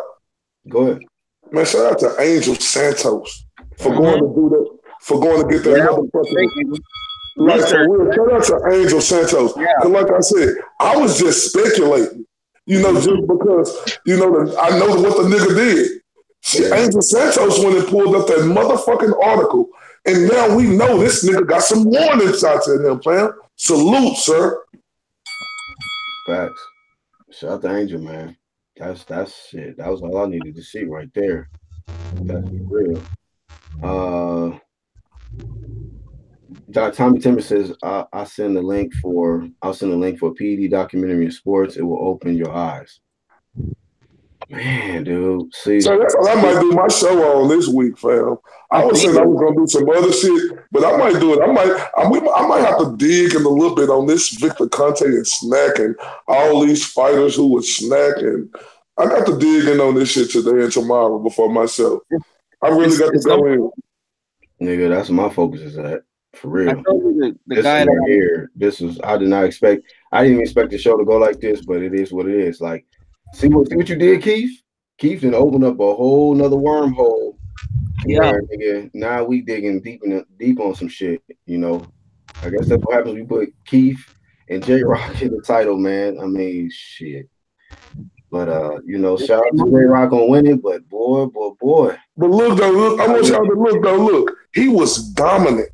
Like this dude, look, and I'm not saying J-Rock on nothing. I don't want, but I'm just saying that nigga was dominant in that fight. Mm-hmm. Dominant, fam. He got skills though. You got skills. He had skills against Jamal and got stretched. But yeah, he just got knocked out because that was a different style. But Jerry Ho's style is different because J-Rock got skills. Like I said, I pick him to beat Jamel and Harrison. His toughest fight to beat Erickson Lubin, in my opinion, based on the style. But what I'm saying is, I ain't. What matters is who we think he gonna be tonight. I'm talking about the Jared Hurd fight against a bigger, stronger dude. Like he was walking Jared Hurd down. It wasn't nothing with skills. That nigga was walking him down in his face and throwing punches. Yeah. Boxing Monster says real quick, Victor Conte gave an interview where he said Willie Monroe left the SNAC program to train with his people and then he popped dirty. He says, I wouldn't blame Conte for Willie Monroe. My question is, when have we got word from Willie Monroe? Has anybody interviewed him? Can he confirm all of this? No, he ain't say shit, and he got a fight coming up. They don't give a fuck. And he got a fight coming up? Yeah, he got a fight on PBC coming up in, I think, June or some shit. Also, I don't know if y'all remember when Andre Berto, he was fucking with SNAC too, and he got busted, and it just got under the rug. Yeah, Andre Berto, yeah. And then Victor Conte gonna try to make up an excuse to leave talking about I can't be around every fighter. Nigga, you the one supplementing them with all this goddamn shit, and you the Go ahead, I'm sorry, Jaleel. No, I was just saying, I just wouldn't even fuck with him. I'm gonna be honest with you. I wouldn't fuck with him with my name. I would do VADA and do the best I can, but I wouldn't even be around people that got suspected like that. But like you said, everybody want an advantage. Their life is on the line, their money, their popularity. So of course people gonna cheat. That's just the humans are like that. The whole fucking Russia might not even be able to be in the whole Olympics because they got that shit so organized that it's part of the thing, and then you add money, you can pay people off. It's sad. But look, I'm tired of us just talking about people overseas doping up. Let's talk about these American motherfuckers doping up too. Cause a lot of these motherfuckers are getting caught. And you know what these privileged Americans want to do? They want to blame it on everybody overseas and shit. Let's stop putting the blame on the people overseas. Let's point directly at these American motherfuckers too. Right. Niggas over here trying to get because like you said earlier, man, it's the money, man. And look, Black Horseman, look, people talk about this shit, nigga. America is the strongest fucking country on the planet. You feel me? We got everything, fam. Niggas be talking about, no, we got access to everything. We are the most intelligent country on the planet. Why you think nobody can't fuck with us, bro? So you mean tell me that these fighters out here, the most recent one in Gerald Big Baby, rat poison, I could get cancer or maybe die ass nigga was the one who got caught taking the last shit. An American. A whole team of people. Did you hear what Deontay Wilder said? He said he know that he be wanting to say something. He don't want to basically tell on him. He been talking about Big Baby Miller. He also said he even know the doctors that be giving this shit out. That's what Wilder said. He didn't even know the doctors. So it's deeper than just that one person. They go to certain people. It's all on some crazy shit. That's why I find certain things. How the fuck, like I said, I'm not accusing nobody, but how the fuck you gonna turn down $7 million in 6 weeks to not fight Anthony Joshua? That's some crazy shit, yo. He was ducking. Oh, that dude, man. Oh, Jaleel. Okay, new era ass nigga. Talk that shit, new era ass nigga. It just don't make sense to me. Why would you turn down career high payday. If you clean, like that don't make sense. Andy Rios, he was fresh off a fight, so he must be, you know, he probably know his system clean. Shout out to all the clean fighters out there, man. It's But now, you just don't know what type of gym you just dropped. I know you a new era ass nigga, so it'll be hard for you to, you know, understand what type of gym you just dropped. But damn, new era ass nigga, you just dropped. Dallas, you gonna spar, my nigga. You better stay. You better get in shape, my nigga. You better be doing your push. Don't be taking none of that bullshit. Don't be taking none of that SNAC bullshit. You see how you give this nigga some credit? He start feeling himself. Nigga, that nigga like, nigga, we gonna spar. Like, nigga, fam. You better get some coffee pills, nigga. Right. But this new era ass nigga just dropped a gem, and I got to give him his credit for that. Why the fuck did Luis Ortiz turn down all that money? You know what I'm saying? Hold on, it's because it was just like 6 weeks, like Jalik said. That's so long that time. You don't gotta make weight as a heavyweight. What the fuck? How long you need to fight? But Jalik, they said Wilder dropped a gem as well. He said Luis Ortiz is always in training. He's always ready to fight. So you don't ever have to tell Luis Ortiz to get ready. So I mean, but it is a possibility that he could have had some steroids in his system. I don't doubt that because we know he's a cheater too. Yep, exactly. He got caught like twice. That's what I'm saying though. And if you're not on VADA 24/7, you have a certain time to take it. And we all know about cycling on and off and shit that motherfuckers do. That's why if you had a 24/7 all the time, that's why I at least give somebody credit for being in a WBC because you really don't know, even though the WBC program is not like paying for VADA. I think it's like 12 to 20,000 out of pocket to do it all year, or it may be a little bit more. But I mean, shit, that's how it really should be. So motherfuckers will get tested all the time, and that's the most stringent. And then even with that, you always gonna have some computer scientist type nigga that can get past the testing, but shit, make it hard for him. Man, Jalik, you were speaking with fire in your belly, man. I gotta give it up to you. Sorry, no, that nigga been getting railroaded the last 2 weeks fucking with me. You better come with it.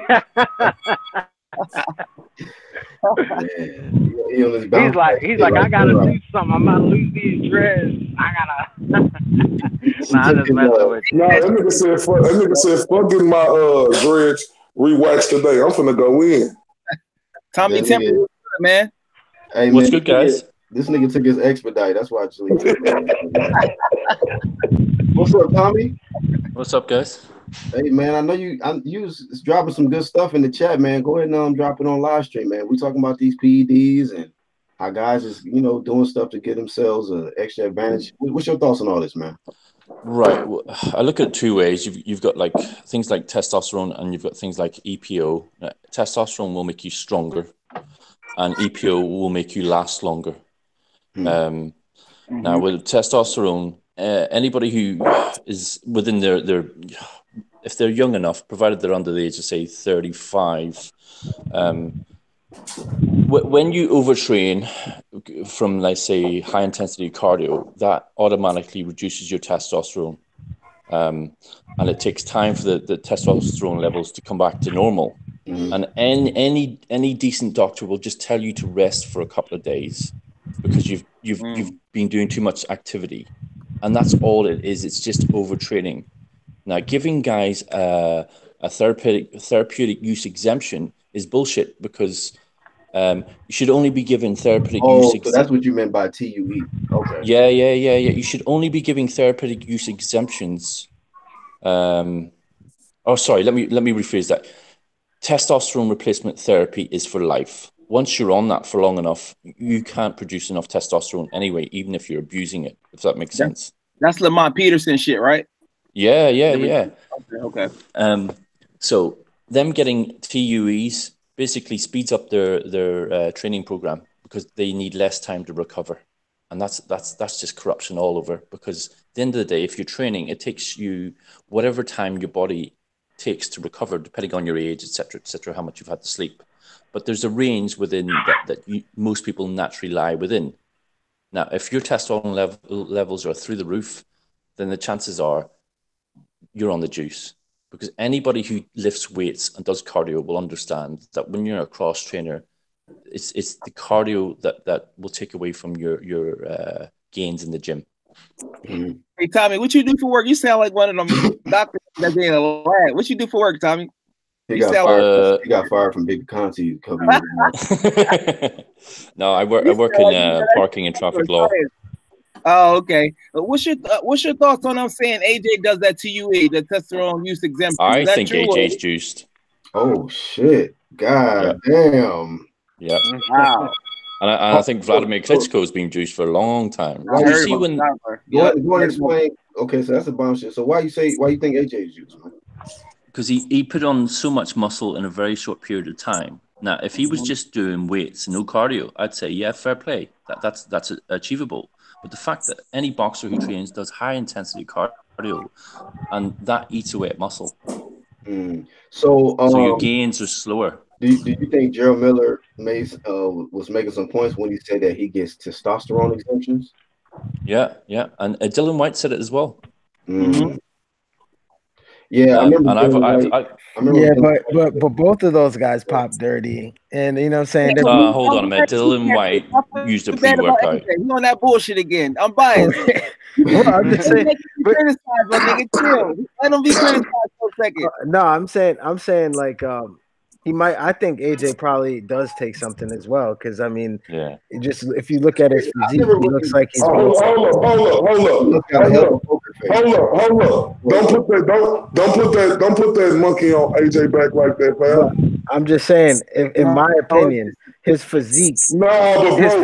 Changes. Hey, hold on, let me just say this: his physique changes in every other fight, and usually, and he kind of has like a steroid belly. I know I have an uncle that used to take steroids, and he has like it's very visible. You could tell who has like a steroid belly. They look bloated, but it's muscular. And that, come on, man. Anthony Joshua has it. Come on, man. Let's don't put that on his back. Well, I want to say this too. You talking about J-Rock? We can talk about everybody. I think Deontay Wilder probably is. Speculation. We don't know. We not in the camp. Will you shut up? But let me just say, hold on. I wish you guys would just stop agreeing all the time and stop being biased. Damn. Let me say this too. Let me say this though. Deontay Wilder put on 20 pounds of muscle. So did in a couple of months for Brazil. So did. Nobody noticed that. He did. So but look though, that's what I'm saying. If we gonna put something on AJ back, why we ain't gonna put nothing on Deontay? We can't do that. Them guys. Hold on. I can counter that. Hold on, let me say this. The reason Jalik the fan gonna talk about why you gonna put that on? Why you gonna put that on J-Rock? Well, because that nigga is with SNAC. He associated with SNAC. That's the only reason why I say in any fighter associated with SNAC. I'm talking to Texas. I'm talking to everybody, nigga, who associated with SNAC. It's speculation surrounding them. But how you just go open up and say you think, unbiased, you can't just open up and say because you think somebody look like a steroid belly or this and that. These dudes ain't never been caught with nothing. And then these guys ain't associated with nobody who doing something. Now, if y'all can show me where they're associated with somebody who's doing something, then I have speculation. So a person had to be associated with somebody before our suspicion factor. Absolutely. To your point, though, I mean, until AJ gets caught on something, we can't really say it's a fact that he's on it. Yeah.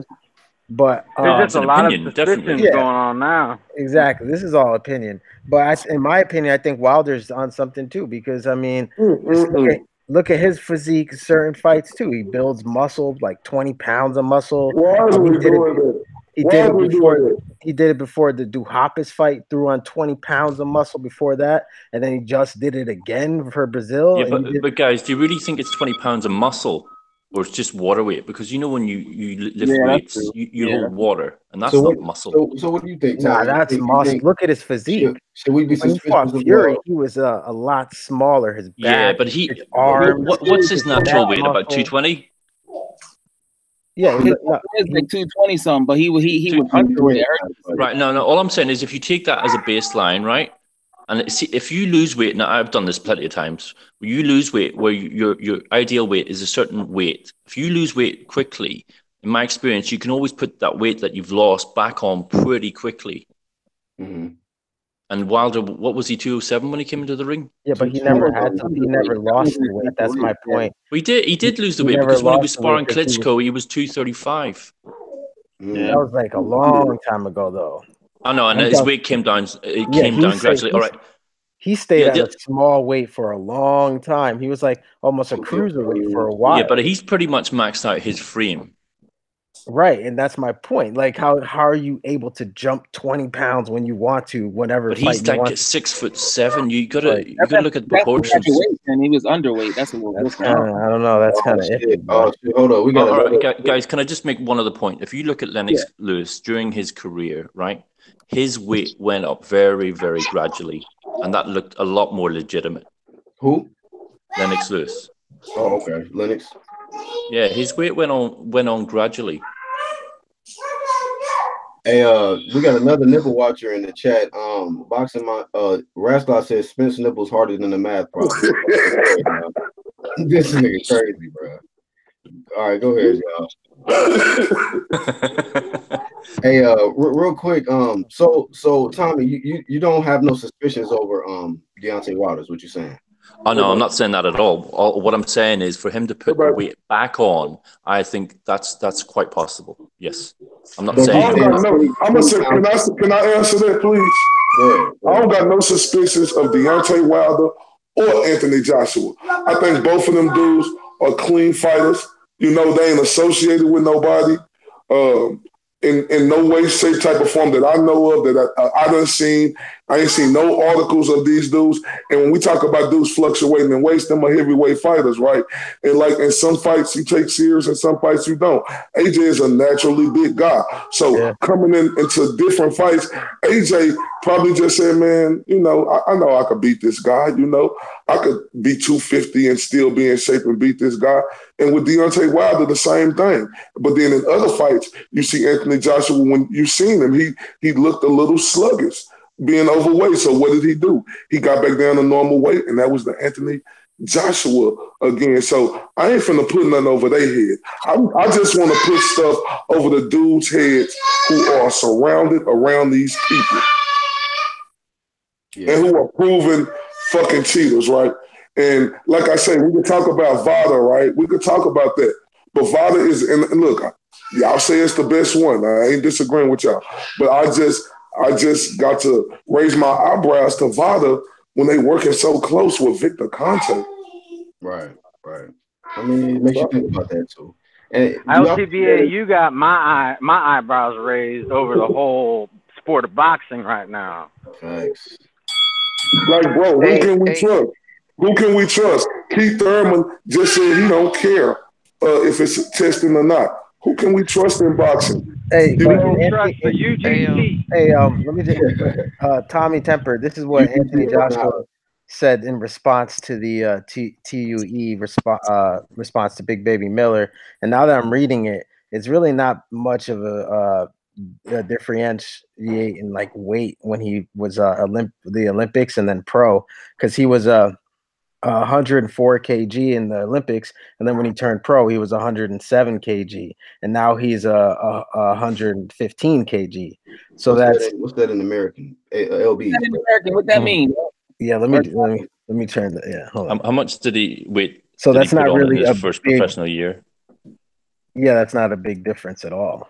No, in his first professional year, I'm sure he put on 20 pounds. He was 229 in the Olympics, and then in his first professional fight in career, he was 235 pounds. And who are you talking about right now? Anthony Joshua. Oh, okay. So he put on what, 6 pounds of muscle? I think he. You know what though? It's not bad. When you was talking about him, like, to be honest with you, he must got a hell of a poker face, because when the IFL TV did a good ass interview when they asked him about it. Sometimes I pay attention to see if somebody like energies get different when they ask him a hard question about PDs. He answered that shit with a straight face. He said he think that it's just people suspect him because of his physicality, but you know, hey, it is what it is. Tommy feel like he juicing. I can't say if he is or not. I mean, he's never been popping anything, but just never know, man. You just never know. Hey, real quick. Can you hear me? Yeah. Hey, I posted a link to a YouTube interview of Joe Rogan interviewing Dr. Dom D'Agostino. He's a scientist in Mm. Florida that had the pleasure of meeting when I was working at the Office of Naval Research, and he's a strong proponent. He's an expert at the ketogenic diet, which Tyson Fury is on, currently, and it's a diet, it has very, a lot of benefits, some side effects as well, but it's just a diet, simple, not a simple diet, but it's a diet, it's That kind of diet's difficult trash, bro. yeah, you could say that, but the science behind it. The Navy Right. SEALs use it. A lot of the Navy SEAls use it, so it's a proven diet. You can say it's trash all you want, but there's actual science behind it. And I had the pleasure of meeting the one of the foremost experts of this diet, and it's something that Tyson Fury used that led him to the fight to Deontay Wilder and him performing the way he did. So it's a lengthy interview. If you have time Hey, to but look at Angel, it, you look at it, you man. think it was It's just actual, keto? it's actual facts and it's actual proven science. You know what I mean? It's not bullshit. You I think don't it I was? don't post bullshit. You think Fury only used keto? He didn't like take nothing. He already I know got Like that was popped. Nandrolone. I know that was one of the main Fury things he already did. got popped, man. He already got busted. Yeah, but that's very Right in the mysterious the way they past. dealt with that. I mean Right. He got in the busted. past, right? But I'm talking about in the now. I'm talking about in the now. Recently, his last fight. I'm talking about in the now, fellas. Not in the past. Past what's happened in the past. Happened in the past. You can't change it, right? We can only speculate, and we can only speculate and maybe assume he's doing other things. But this is one of the diets he's been doing. So it's just a link. Y'all take it for what it is, and have your opinions afterwards.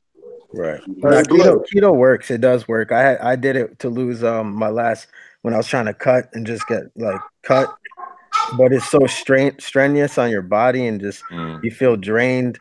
You don't have energy, man. Because you need That's carbs in it. yeah, man. You need Hey, carbs, man. You on do. another note, can I say something, Black? Because I don't know when you're gonna end this live stream today. Go ahead, bro. I just want to ask y'all a question. This elite panel we got, dudes breaking shit down, real shit down.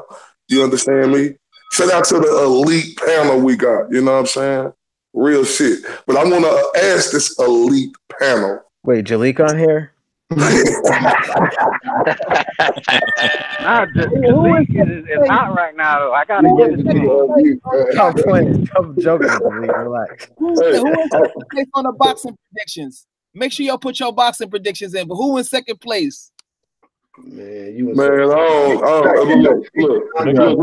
let me ask this elite panel. Who got more pressure on them in the rematch, Charlo or Tony Harrison? shit, Charlo. Charlo. And hold up. I'm sorry, hold up. I'm sorry. Hey, can y'all hear me? Yeah. The reason why I asked that is because Tony, a lot of people say Tony Harrison been out partying. Not partying, but doing all these interviews, soaking all this shit up. A lot of people say Jamel Charlo, been on some different shit. Like, who got more pressure on them? Now let me answer that. Derek James got the most pressure. Go ahead. Okay, no, go ahead. Well, elaborate on that. I want to hear it. Because I just feel like, man, this is a big test for him. Like you said, we know how special Errol Spence is. Errol Spence proved that. But when it comes to Jamel, man, it's gonna be a really big test to see if he's an actual good trainer or a great trainer. Especially when your fighter takes his first loss. What can you do to get him back in there and get the victory? You know what I mean? So definitely Jamel, but it's also pressure on Derek James too. I don't like his energy. What he been acting, he's acting all arrogant. Yeah, I just watched it once or whatever. Okay, let's just make sure that watching it once or whatever this type of energy you have is going to get Jamel in the right mentality to defeat J Rock, because I think J Rock is in a good mental space right now, and I know he's gonna come in there prepared. I don't see J Rock. I mean, excuse me, not J Rock. I don't see Tony Harrison as somebody who's just gonna be fucking around. You know what I mean? He know the seriousness of this, and he's super. He got fuel, man. Like this nigga is like you said, he ain't never want to whoop somebody so bad than Jamel. So he gonna go in there trying to fucking knock out Jamel, in my opinion. And but let me ask you this for somebody else. Go Black. I want to elaborate on that. But could that play against him, trying to go in here and knock him out instead of doing what he did to beat him the first time? This is how I feel. Like I feel like he wants to knock out, but what I really want to say is he's gonna be more aggressive. He's gonna be smart, but he's gonna be more aggressive. And if he gets, because he had Jamel hurt in that fight, but he wasn't as aggressive to where he just pounced on him. So I feel like once he gets him hurt, because I know he's gonna hurt him again. Because Jamel, man, you know, to me, Jamel's not an elite boxer. If he come in with that same shit and trying to just look for the KO, Tony Harrison is gonna hurt him again. But I think when he gets him hurt, he gonna step on the gas. He gonna stay on him and try to get him up out of there instead of just kind of just be cautious. And because he know what Jamel got now. And I always got to favor the better boxer in the rematch. More dangerous the boxer is in the rematch than in the first fight. Once he know he got the guy figured out. I mean, we seen that with Ward and Kovalev. Kovalev was the puncher, Ward was the boxer, but you seen Ward stopped him in the rematch because he like, okay, I already know what this nigga got. I got to tune this up a little bit, and if I get this nigga in trouble, I'm gonna get him up out of there. So I could see that possibly happening, you know. So yeah, definitely all the pressure, in my opinion, is on Jamel and Derek James. They better get that shit together. Red. Anybody? As far as with Charlo, yeah, he got more pressure on him. As far as you know, Harrison, could that work against him? I mean, that depends on Harrison. It's up to Harrison to, you know, just because he's doing interviews doesn't mean he's not taking it serious in training. You know, if he's only doing interviews and he ain't training, then guess what? He's gonna get his ass whooped. You know, because you got to take every opponent seriously. We've seen where, you know, some elite fighters didn't take their competition seriously, and then they get their ass whooped. So that really depends on Harrison. Is he doing what he needs to do while he's in training, or is he pussyfooting?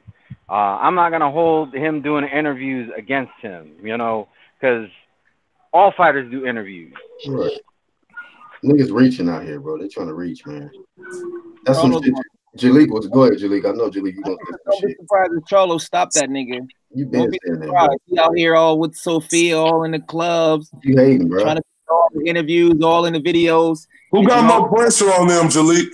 Hold on, I'll get to it, my nigga. God damn, I'm trying to control what I say. I'm sorry, TBA. It's an anklet. They both got pressure on them. And like Black said, it is a lot of pressure on Derek James because we must admit that you only as good as your last fight. So with him having 2 losses in a row, people gonna start to question like, yo, you should leave your trainer. You know how today's game is. It's pressure on Jermell Charlo, but it's also pressure on Tony Harrison to prove that his first fight was legit and not no controversial fight. So he has to. It's pressure on both of them, not just, you know, it's equal pressure on both of them because how does it look? You got a controversial decision, then you get knocked out in a rematch. It's gonna be like, oh, you didn't really win. Okay, yeah, you what? You know what I mean? So, Jalik, I think you must have trained on a different mountain. You got a different aura about you today, bro. I'm always like this, man. Nah, I'm just messing with you, but I mean, they both have pressure on them. I mean, that's gonna be for any fight. If you don't have pressure on you for a fight, there's a problem, and you definitely, you know, you definitely outmatched your competition greatly if that's the case. But who has more pressure on them?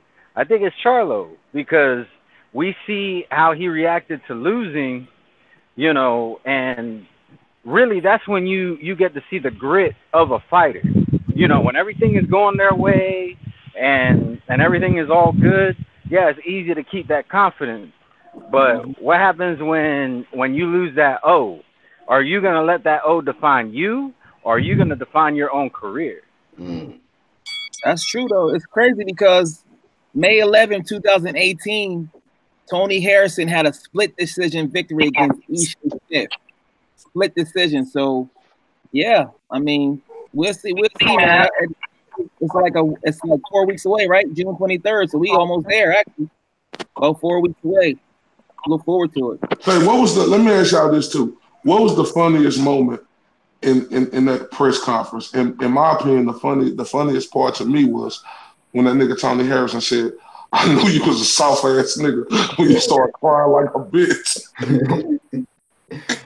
Yeah, he called this nigga. Yeah, that was the worst you ever see somebody get, you know what I'm saying, sunned in the fucking press conference, man.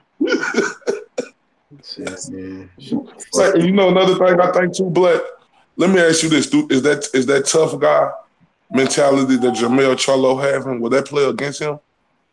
Do he think, you know, that tough guy shit gonna work still? You know what, man? I think I mean, you know, that tough guy thing, you know, that's good to try to sell fights and all of that shit. But after you lose, like, you know, you need to kind of show some humility and just, you know, do what you have to do to get back in the rematch. But like I seen Snorkel or Nostrils Leonard Ellerby trying to hype him up, talking about, oh, talk your shit. Don't let them talk your shit. Yeah, that was like, nigga, you don't sit your black ass down somewhere, bro. You about to get stopped.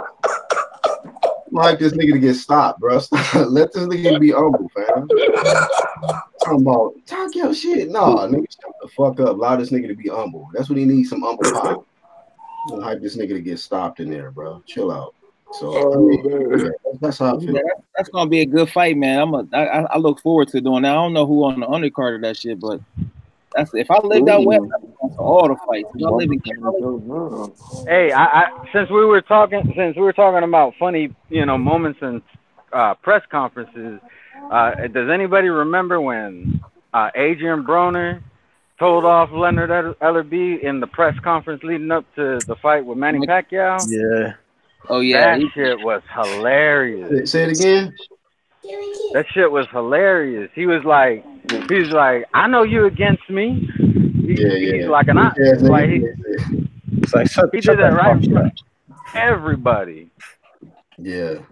And Leonard Ellerby was like, oh, you can't talk to me like that. And AB was like, shut the fuck up. Like, right. AB's a clown, but he has sunned Ellerby and Barbershop Conversation. So I gotta give him props for at least that. Get that nigga street cred and shit, street respect and shit. Hey, can I ask you guys on the panel something? Because I just saw this. Yeah. It says that Dillian White agreed to fight Tyson Fury, and now they're just waiting on Tyson Fury to actually agree for the fight. Fury about to retire in a couple of weeks. You can tell he got 1 foot in the door, 1 foot out. He talked 1 minute, he keeps switching. He ducked Deontay Wilder. Come on, man.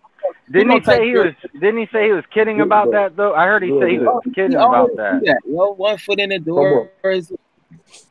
People don't take him serious no more. He's fighting a guy. Any dude who's gonna show up dressed as Batman, you don't know what he's gonna say. Yeah, that's true. Well, I mean, with Tyson, man, you gotta see, man. He's a showman. Hey, mute real quick, LTBA. Mute real quick. A little bit more. Well, not like. Hey, LTBA. Mute real quick, bro. Yeah, I mean, with Tyson Fury, man, you gotta see, man. He's a showman. You know, he tries to sell the fight. He's a self promoter. He's just great at self promoting himself, man. Does he act clownish? Does he act kind of weird or whatnot to the norm? Yeah, he does, but he does it in the spirit of selling the fight, making himself known, putting himself out there, and this is why he has a multi-million-dollar contract with ESPN as of right now. You know, I don't think he's not going to mess up that money. Let's see if he gets a return on his investment. Let's see. His personality is more exciting than his fights. Yeah, that's true.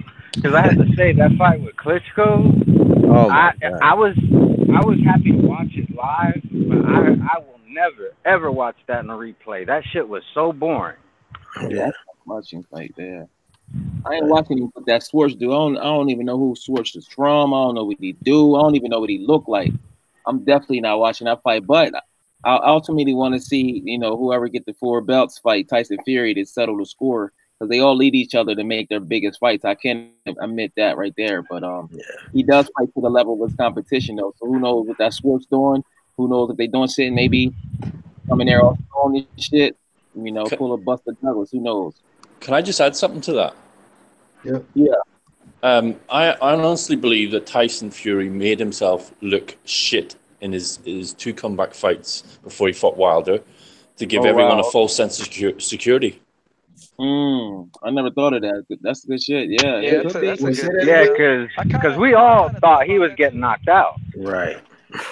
I kind of thought about that too. I thought he was as well. I was like, maybe thought just to give him, But Tyson just to Fury fool, beat Dylan White, kind of though. like it's kind of like recently how you seen, last week with the Inoue fight.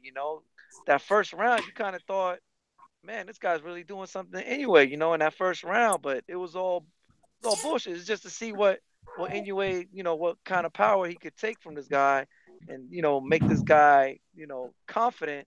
Give himself a false self of bravado, and then you saw what Inoue did. He disposed of him in the second round quite easily, Yeah.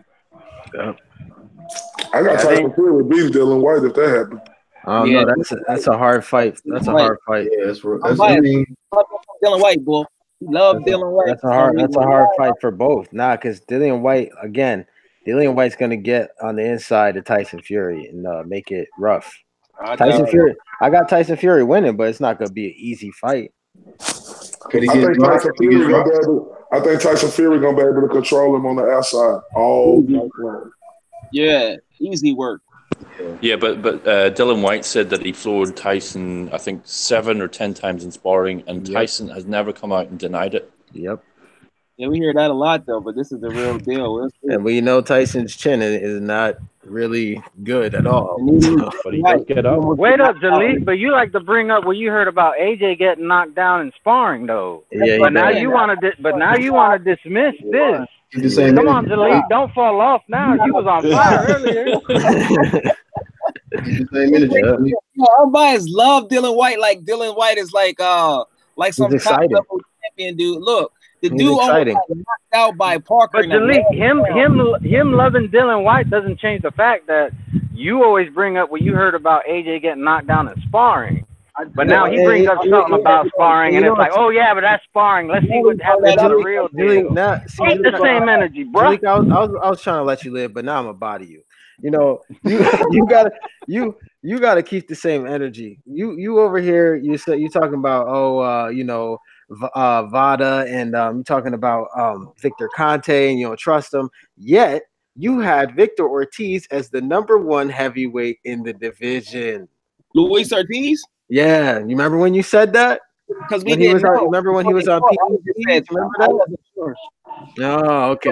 Yeah. Go back between AJ. I had Wilder at third. I said AJ Ortiz, or I wasn't sure who would win, and then 18. You was wrong, nigga. Just admit you was wrong, nigga. I'm not Nostradamus. I'm saying I don't know everything about boxing. Oh, look at this sucker. I don't know everything about boxing. Yeah, because we know you only do 10% of boxing, nigga. No, Jalik. Remember, Jalik, you just do 10% of boxing.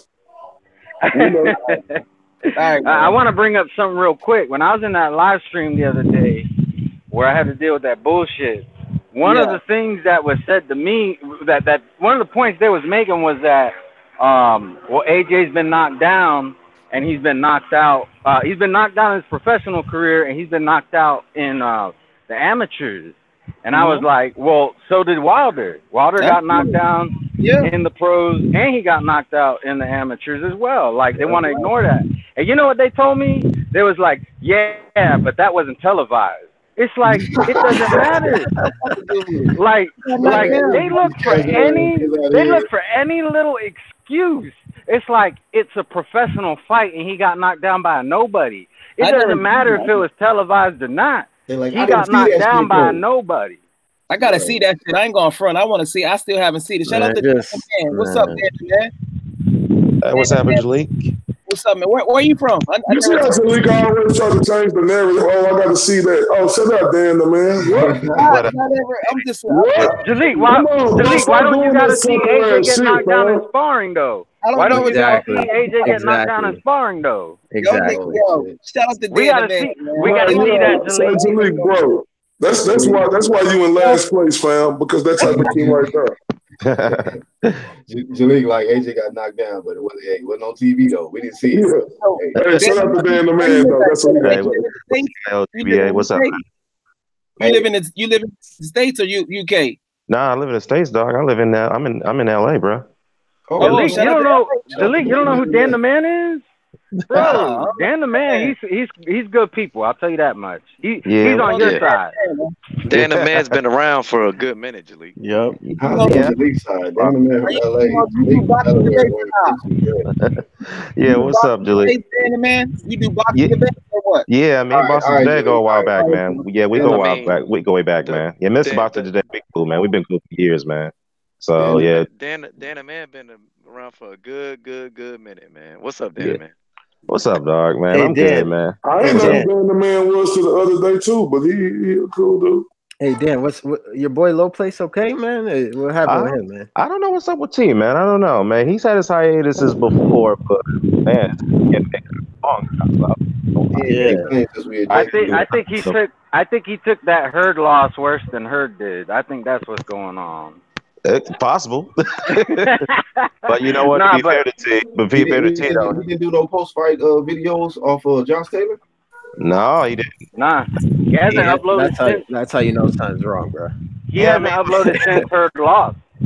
No, he hasn't. And let's be fair to T though. I mean, when Stevenson took a very, very devastating loss to, tragic loss to what's his name, Alexander. What's his name, Vosdick. He did a post-fight video. We were clowning him about it, but it is what it is, He did. He was crying, but he did it. Yeah, it's not trying. Damn, bias. That's fuck. But for real though, I mean, I hope he's all right, man. I have to check up on. I'm gonna have to find a way to check up on him, see if he's okay. Because it's kind of getting worrying. It's kind of unusual. He doesn't take this long of a hiatus, but it is what it is, man. But I was hearing y'all chopping up about PED usage in boxing, right? I know y'all moved on from that right now, correct? No, go ahead, man. That's the topic. Go ahead and give your point of view. Yeah. Let me get my point of view on it real quickly. I would say though, it's rampant, man. It doesn't surprise me because let me just say this right now. Like, believe it or not, I think everybody's on PEDs one way or the other. Even Deontay Wilder, who's my favorite heavyweight. Agreed. I think he's on it. And let me tell you why. I mean, everybody's on something. Yeah, everybody's on something. And, as you pointed out, Tommy, Vladimir Klitschko, and I know maybe you can confirm this, he used to never get tested or after fights. He never get tested for that. And he would never get tested. Or not very often, but if you guys remember the sorry, just a quick one, the Joshua Klitschko weigh-in, you look at both their physiques, it was like they were both the same age. Now, if you're a 40-year-old, you're supposed to have approximately half the testosterone that you would do at 20. So why is he looking the same as AJ, if not slightly better? He's vegan. I agree. No, I'm just kidding. Yeah, but I had suspicions on Klitschko for a while now because, as I recall for the Povetkin fight, this is the reason why they couldn't get this fight done for many years because both sides were always arguing about the drug testing regimen that should be put in place for the fight. Povetkin wanted his own agency, Klitschko wanted his own agency, and that's what kind of kept the fight stalling for a while now. So they eventually agreed to say, you know what, let's just use both our agencies that we see fit. And I heard from that fight, he only got tested once. I mean, that's just a rumor I heard. Leading into it, so that's just those are like to me raises some red flags. But to be, I'm gonna be to keep it truthful as it is. I mean, it's not if it isn't drug testing, it's always somebody loading up their gloves going into fights. Is someone trying to manipulate the weight? I mean, boxing has always been a dirty game, man. Long before we all been born. I mean, I could go all the way back to let's just say before the whole the steroid testing, all that stuff. And by the way, I just saw that SNAC letter they received from the FDA back in 2017. Shout out to IOTBBEA on that one, man. I didn't even know they got a warning. Man, I did not know that. Man, he basically opened up a whole nother wormhole, some shit that we had to get into. So shout out to him. Yeah, real talk. Yeah, man. I gotta say this, man. Now I gotta be suspicious of Conte now, man. We were all trying to defend him on the last 3 hours on. I'm like, oh man, I don't know about this now. I don't know about that. I gotta be a little. Hey, but Dan, let me ask you something. You don't think Mike Tyson and those guys from that era were on steroids too, or not? He said, absolutely. Before we were born. Absolutely. No, I don't think Tyson was on anything initially. Well, maybe later on in his career when he got really big and bulky. Maybe He did, and Tommy. But let me tell you this though: the one thing I can say is that Tyson admitted that he cheated in drug tests during his heyday. He admitted it in his book called The Undisputed Truth. Yeah, he admitted it. He used to cheat drug tests. So, so when a guy like that, Mike Tyson, his caliber, admits something like that, I mean, which tells me he doesn't really give a fuck about his boxing career at his stage of his life. That tells me that all these guys were on something. I mean, go all the way back to Aaron Pryor with that infamous fight he had with Lester Zagora, the first fight, where his corner. Yeah, I'm not sure you guys remember that fight where Pryor was. I think he was losing on the cards, but slightly. But he was tiring out. Back then, those the 15 rounders. It was one little fight in that first fight, and when his former infamous trainer Panama Lewis, who now got banned, he was yelling in the corner, "Hey, give me that bottle! Give me that bottle! No, give me the other one, the one I mixed." And then when he gave him that bottle, I remember that. Aaron Pryor had a boost of energy, and he stopped Alexis Zagora out. And people were wondering how did he get that extra boost of energy after he was tiring out in that later round. So it goes all the way back to that, the infamous Louis Resto fight, which, by the way, that got Panama Lewis banned from boxing because he manipulated his guy's gloves. He took the padding out, and Billy Collins got permanently fucked up after that, which led to his suicide. And then before that, the infamous fight with Henry Cooper, Muhammad Ali, when Muhammad Ali's corner manipulated his gloves against Henry Cooper. I mean, they comment, Angelo Dundee did something to his gloves where he took some of the padding out. I mean, it's all that stuff. Just keep going, like I said, and to be fair though, steroids or performance enhancers does not guarantee you victories. Fernando Vargas was on steroids when he fought De La Hoya, and he got his ass beat. Just like Martin. It doesn't make you more skillful. It just makes you stronger for longer.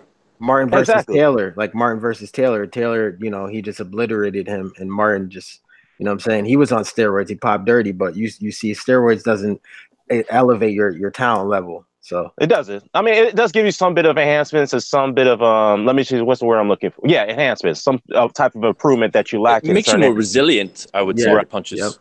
Yep. It does, and that's why punches. Right, and that's why I tell people is like, look, don't be fearful if your opponent is on steroids. You can still win this fight. You should be scared. You should be. Damn, man. Just a little bit of pads, huh? Okay, yeah. No. I'm not condoning that you use some pads. But I'm just saying, though. I mean, look, there's always ways you could overcome adversity. Look at, like I said, De La Hoya overcame the adversity against Fernando Vargas.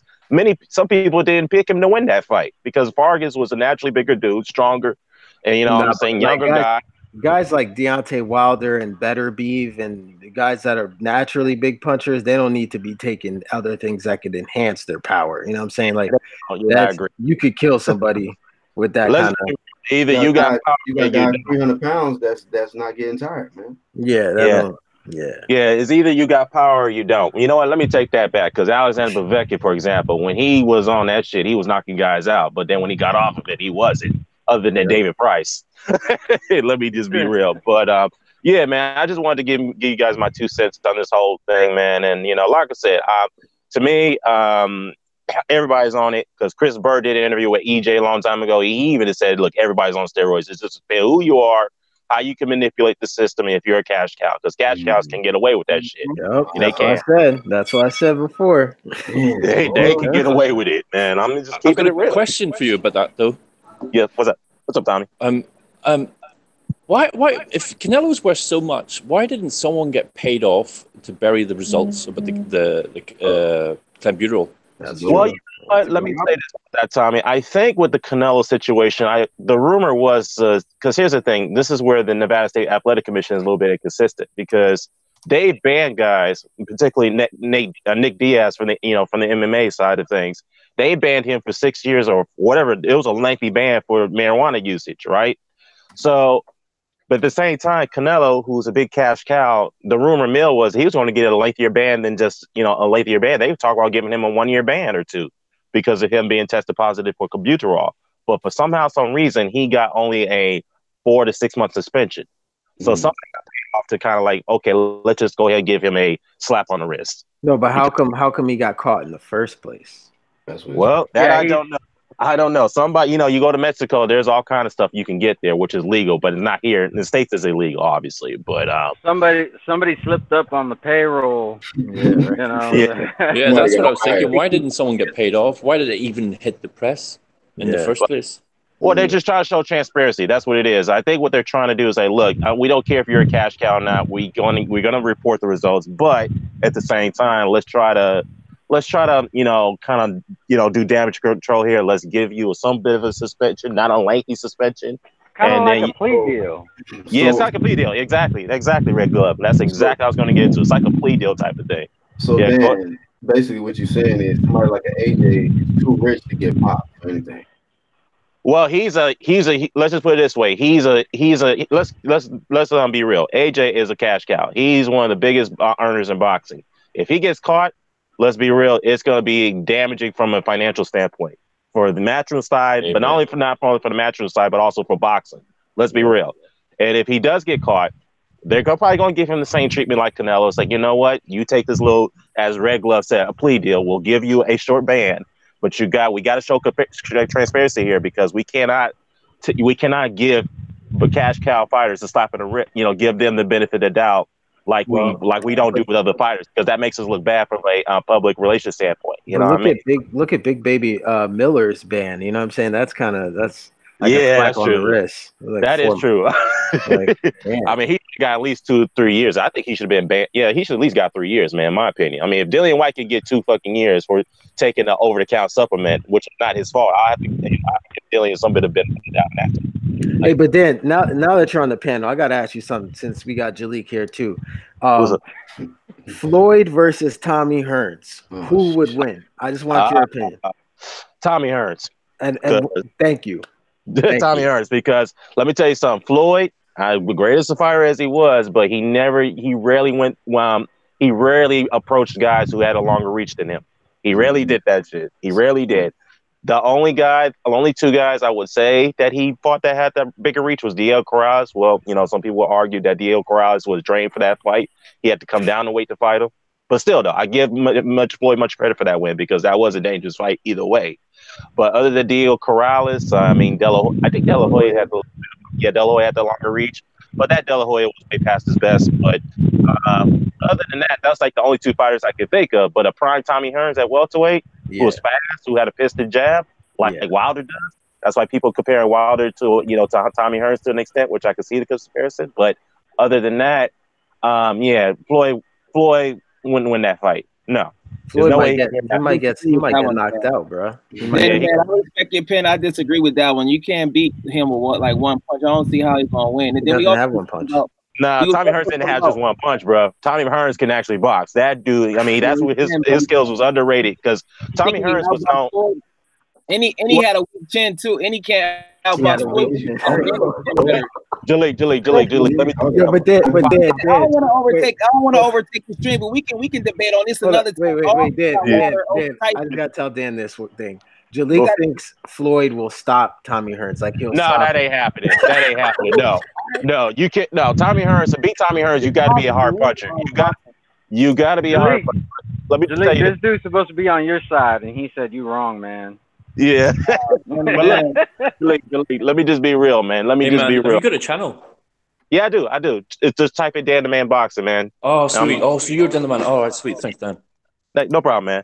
No problem, man. But let me just say this, man. Look, even though I respect Floyd in his career, I watched Tommy Hearns' career till I watched his entire career technically, and I can tell you right now, Tommy Hearns is very lethal in the center of the ring. Why?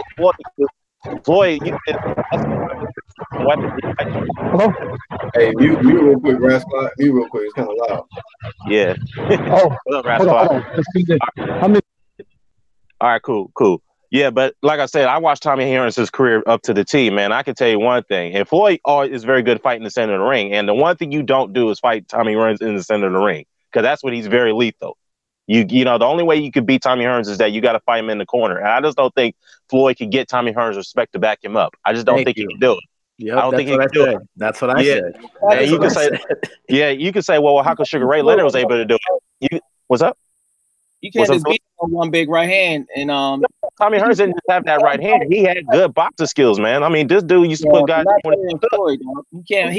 He lost to a small ass Aaron Pryor in the amateurs. He ain't fucking with Floyd. So Jalik, you bank on Wilder's right hand, Jalik. Okay, so real quick. Raz Clock came on. He said he came on to smoke Jalik. So go ahead, bro. It's time to Yeah, go ahead. Everybody trying to listen. Everybody trying to build their name off me. It's not gonna work. Go ahead, man. Go ahead. Yo, that's why I called Everybody Jalik trying to build the their name. UGC's Kenny. Oh my God, kill Kenny again. Read them No, all. but Jalik be saying wild stuff. He said Floyd would lose to Sugar Ray Leonard. He said Floyd would lose to Floyd Hearn. beat Sugar Ray. Y'all Nah, be he won't beat Sugar Ray. No, he wouldn't. No, he Right. wouldn't. Floyd ain't been the only thing No, he he had would. was more power. That's it. Sugar Ray Go Leonard ahead and you, Raz Clock. No. Sugar Ray Leonard did not just have power. He could box just as better as Floyd Mayweather. He could do it. Come on, man. No, for real. This is the reason why he beat Tommy Hearns, because Sugar Ray had that power. He had to snap to knock guys out. He did. Yep. Okay, he did. Yep.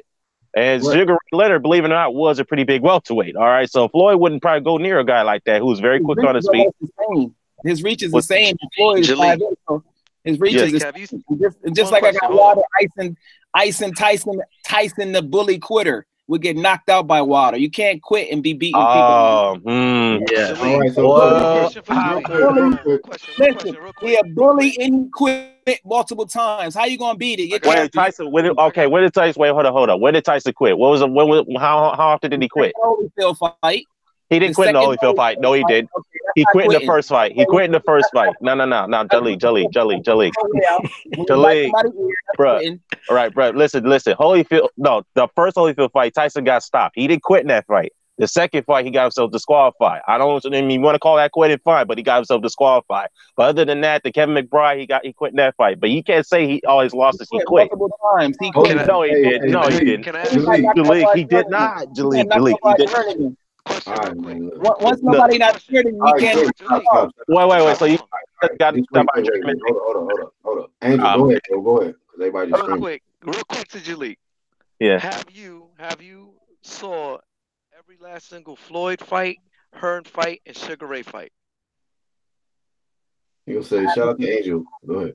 Have you seen every last single of those three fighters' fights? What does that have to do with it? So have you seen every question? It's a question, bro. It's a yes or no question. Come on, man. What does that have to do with every single fight? I'm not see every single fight. I'm not a trainer. Yes or no question. Every single fight, no. I'm gonna pose the same question to Dana Man. Dana Man, have you seen every last single fight of those three fighters? What fight? Which one are you referring to again? Say that again. I'm talking about have you seen every fight of Hearn, Sugar Ray, and Floyd Mayweather Jr.'s fights? I seen Sugar Ray Leonard's last fight against Hector Camacho, which is a bad fight in my opinion. I don't know why Sugar Ray took that fight. Obviously, he needed a payday.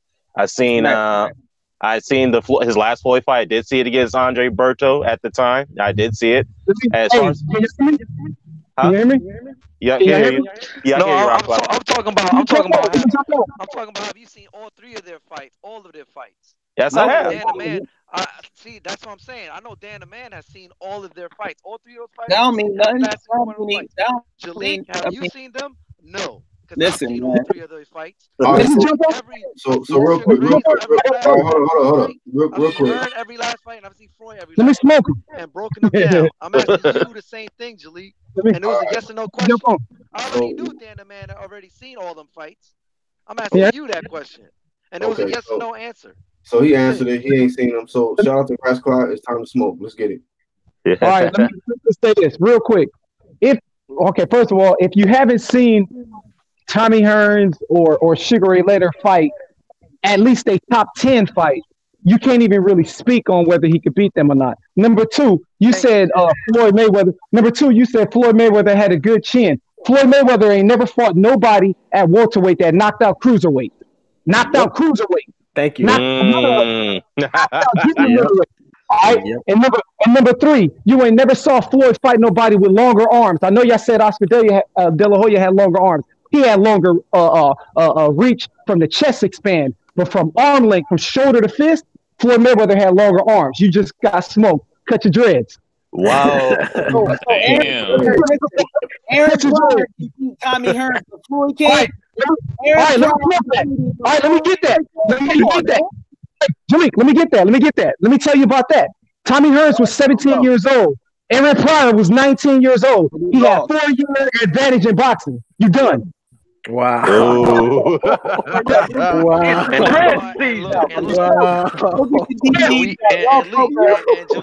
Can I say everybody that lives in a certain area, everybody that lives in a certain area always swear their people, always say that. Everybody from the 90s or 80s, their basketball players was better than everybody. I looked at the Taste of Sugar Ray. They be fighting he had a little rhythm, but they be fighting stiff. The nigga chin, he got dropped multiple times. Jaleel, let me ask you a question, Jaleel, let me ask you a question. Jaleel, can I ask you a question? I'm gonna quiz you on this one. At welterweight, we're gonna do the welterweight comparison. Who did Floyd beat that was better than Tommy Hearns? What Sugar Ray Leonard did? I would say nobody. Okay, then. Who did he beat that? Okay, who did he beat that was better than Burl Durant when he fought at welterweight? Nobody. Say that again. Nobody. Who did Floyd beat that was better than Burl Durant when Sugar Ray fought him? I agree with you on that one, but who has? What about Benitez? No. Nobody. Jimmy, one more question. Who did Floyd beat that was better than Wilfred Benitez on the welterweight? Nobody. Okay, then. So how can you say that? How can you say Shane Mosley can beat Wilfred Benitez? Shane Mosley? Nah. Shane Mosley? No. Come on, man. Jaleel, I don't think you watch. Who did Tommy Hearns think that's better than Floyd on that level? Nobody. All his big. First of all. Oh wait, hold up. Virgil Durant with Sugar Ray. Wait, hold up. Wait. Tommy Hearns knocked out Burl Durant. Wait, hold up. He knocked out Burl Durant. Yeah, he knocked out Virgil Hill. Roberto Duran the quitter. Okay. Jaleel, the quitter. But let me tell you this: Thomas Hearns. He moving up in weight. He got stupid ass game plans. He gonna go in the fight and try to knock out Hagler. How can you have a smart IQ when you moving up in weight and going to try to knock out Hagler? That's a dumb. Okay, that was one setback. Wait, hold up, Jaleel. That's one setback against Hagler. Hagler was no slouch. You know he's one of the greatest middleweights of all. Hold up, Jaleel. Well, Jaleel. Listen. Hearns learned from that fight. He moved up and fight Virgil Hill, a big ass light heavyweight, and he beat him and took his title. You know who Virgil Hill is? No, he doesn't. Yeah, I know Virgil Hill. Roy Jones knocked him out. He gonna say he's a trainer. He think it's Virgil Hunter. He gonna say he's a trainer. I know boxing. No. We can battle this shit out. Like, listen, I believe what I believe. Y'all niggas is so sold on Tyson the quitter. Tyson ain't no quitter, man. Nah, he ain't no quitter, bro. That's what you don't know about Tyson, dog. I like you, bro, but Tyson was never a quitter. Yeah, he quitted one fight. That was the last fight of his career, but he never. No, he did. What other fights he quitted? No. What most fights he quitted? No. What else? No. Holyfield too. He quit. He did not quit. He got disqualified. He did not quit. He got disqualified. When you bite somebody's ear, that means you don't want to fight. That's indirectly quitting. It's just let's just add quitter to another word to the list of words that Jaleel doesn't use correctly. Jaleel, I like you, bro, but you off on this one, dog. You're off on this one, dog. We'll finish it out, man. We'll finish it out.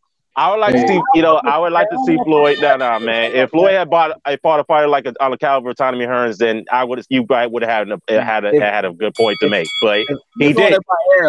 Hey, real quick, Jaleel, I know you say this a lot, but man, I guess everybody making a name off you, bro. Because you getting body. They know. We gonna finish it out, Danny, man. I'm gonna have to subscribe to you, man. You got. He's got game. I subscribe to you. You can do it on my channel. I'm telling you. You better come with it. Yeah, you better go back to all your old ass VCR tapes and your DVDs because I'm coming with it. Trust me. Yeah, we can do this another time, dog. Trust me, Jaleel. Trust me. You don't want to get into this air talk with me, bro. Jaleel. Listen, Jaleel, I'm gonna tell you like this, Jaleel. Dan the Man, I would lose a debate to Dan the Man, and if we go back in time like that, Dan the Man would beat me in that debate. I'm not a historian. Dan the Man is a historian. So Jaleel is the UGC gatekeeper, man. Niggas walking through you and getting initiated. Like, all they gotta do is beat you, and they on the bro. Jaleel, you're the Sam Eggington of the UGC. I don't understand why y'all love niggas that just quit in the ring and give them credit for that. Tyson did quit in the ring. He did not quit in the ring, Jaleel. He did not quit in the ring. Credit to a ducker. I'm gonna let it be known like this, man. I'm gonna let it be known like this. On the level of Brazil, though. If anybody is a guest panelist, if you cannot beat Jaleel in a debate, you will never get shine on this motherfucking platform. Oh, man. It's a wrap for you, fam. Man. But shout out to Delete. We need gatekeepers, man. Dan, let me ask you something. What's up, Holyfield versus Deontay Wilder. Who you got? I got Evander Holyfield. Okay. Me too. I got him because I'm gonna be fair though. Vander to me, Vander's my favorite fighter, one of my favorites, man. I'm gonna tell you this right now. You could throw a sledgehammer at Vander Holyfield. He'll find a way to recover very quickly. That was what's so special about him. That's them PEDs, man. That's them that is true. PEDs. But he just had a little bit of pads, though. Just a little bit of pads. A little bit of pads. But he had those recuperative powers, man. It was like difficult to figure out because when Riddick Bowe hit this dude with a kitchen sink in the 10th round, which Riddick in the first fight that I made, I thought Riddick Bowe was going to get him out of there. And then next thing you know, Evander came back with a 5-punch combination and stunned Bowe at the end of that round. And he got him on, kind of mad him out a little bit. So, I mean, Evander, he'll find a way to slip your punches and get underneath, man. Because, when he fought at cruiserweight, he used to fight from a distance. He knew when he had to come up at heavyweight, he was fighting much bigger men. He couldn't use those advantages. So he had to, close the gap on these dudes and come in the inside and take away their outside game. So, Deontay, I mean, it'll be a tough fight, but I'm going to have to edge Evander. I'm going to have to favor Evander to win that fight, man. I'm going to have to favor to win it. I agree. Yeah, because that was one thing, man. Evander, he knew when he went up, he couldn't fight at a distance because any of those guys from that distance that caught him from like way deep outside, he was in trouble. He was in trouble. You saw it against in a few fights. Yeah, he saw it against Foreman. Foreman caught him from the outside. Yeah. That's why Holyfield he stayed in the inside versus Foreman and was fighting him in the phone booth. For parts of that fight. Yeah, well, but Vander was mixing it up. He was mixing it up a little bit. He was jabbing from the outside a little bit, but when he gave Foreman so much distance, he kind of like, okay, I got to close the gap a little bit. Yeah, he got hurt. That's when he was starting to play him close. Yep. Yeah. Exactly. So, Vander, I have to favor him to win that fight, man, because he had a damn good chin, man. Unbelievable chin. Coming up from cruiserweight, damn good chin. So fighting Dwight was Muhammad Kawi. That was a good experience for him because you could see it paid off going up to heavyweight because Dwight is not nasty like on the inside as well. I'm gonna tell you one thing: the way Muhammad Kawi handled he handled Matthew Sal Muhammad in those light heavyweight wars, man, back in the day. Dude, Jesus.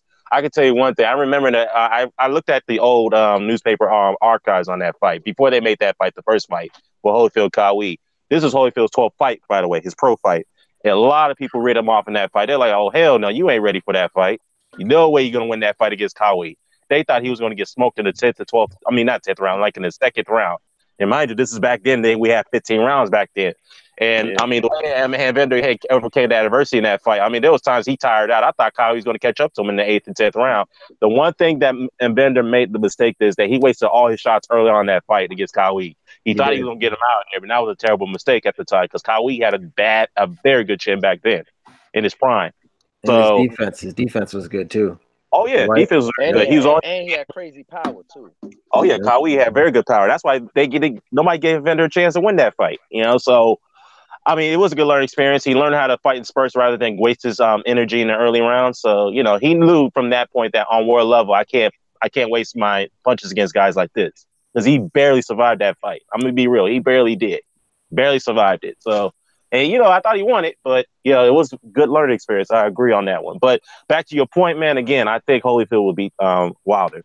Will be a tough fight, but I think he'll beat him. Yeah, the casual Jalik was saying Wilder he ices Holyfield, he ices Tyson, he'll sleep Lennox, he'll sleep all those guys. I'm like, damn. I'll tell you one thing. I said Lennox would be a tough fight. I didn't say that. But Jalik, you got real quick. Back then, how it was stacked back then, man. There's nowhere near the level of competition there is in the heavyweight division that it was back then, man. Yeah, exactly. Came up with sharks and wolves back then, all trying to eat each other alive in there, man. For 15 exactly. rounds. That's true. I'll tell you what's gonna eat Jalik. Them Clippers gonna eat them dreads off.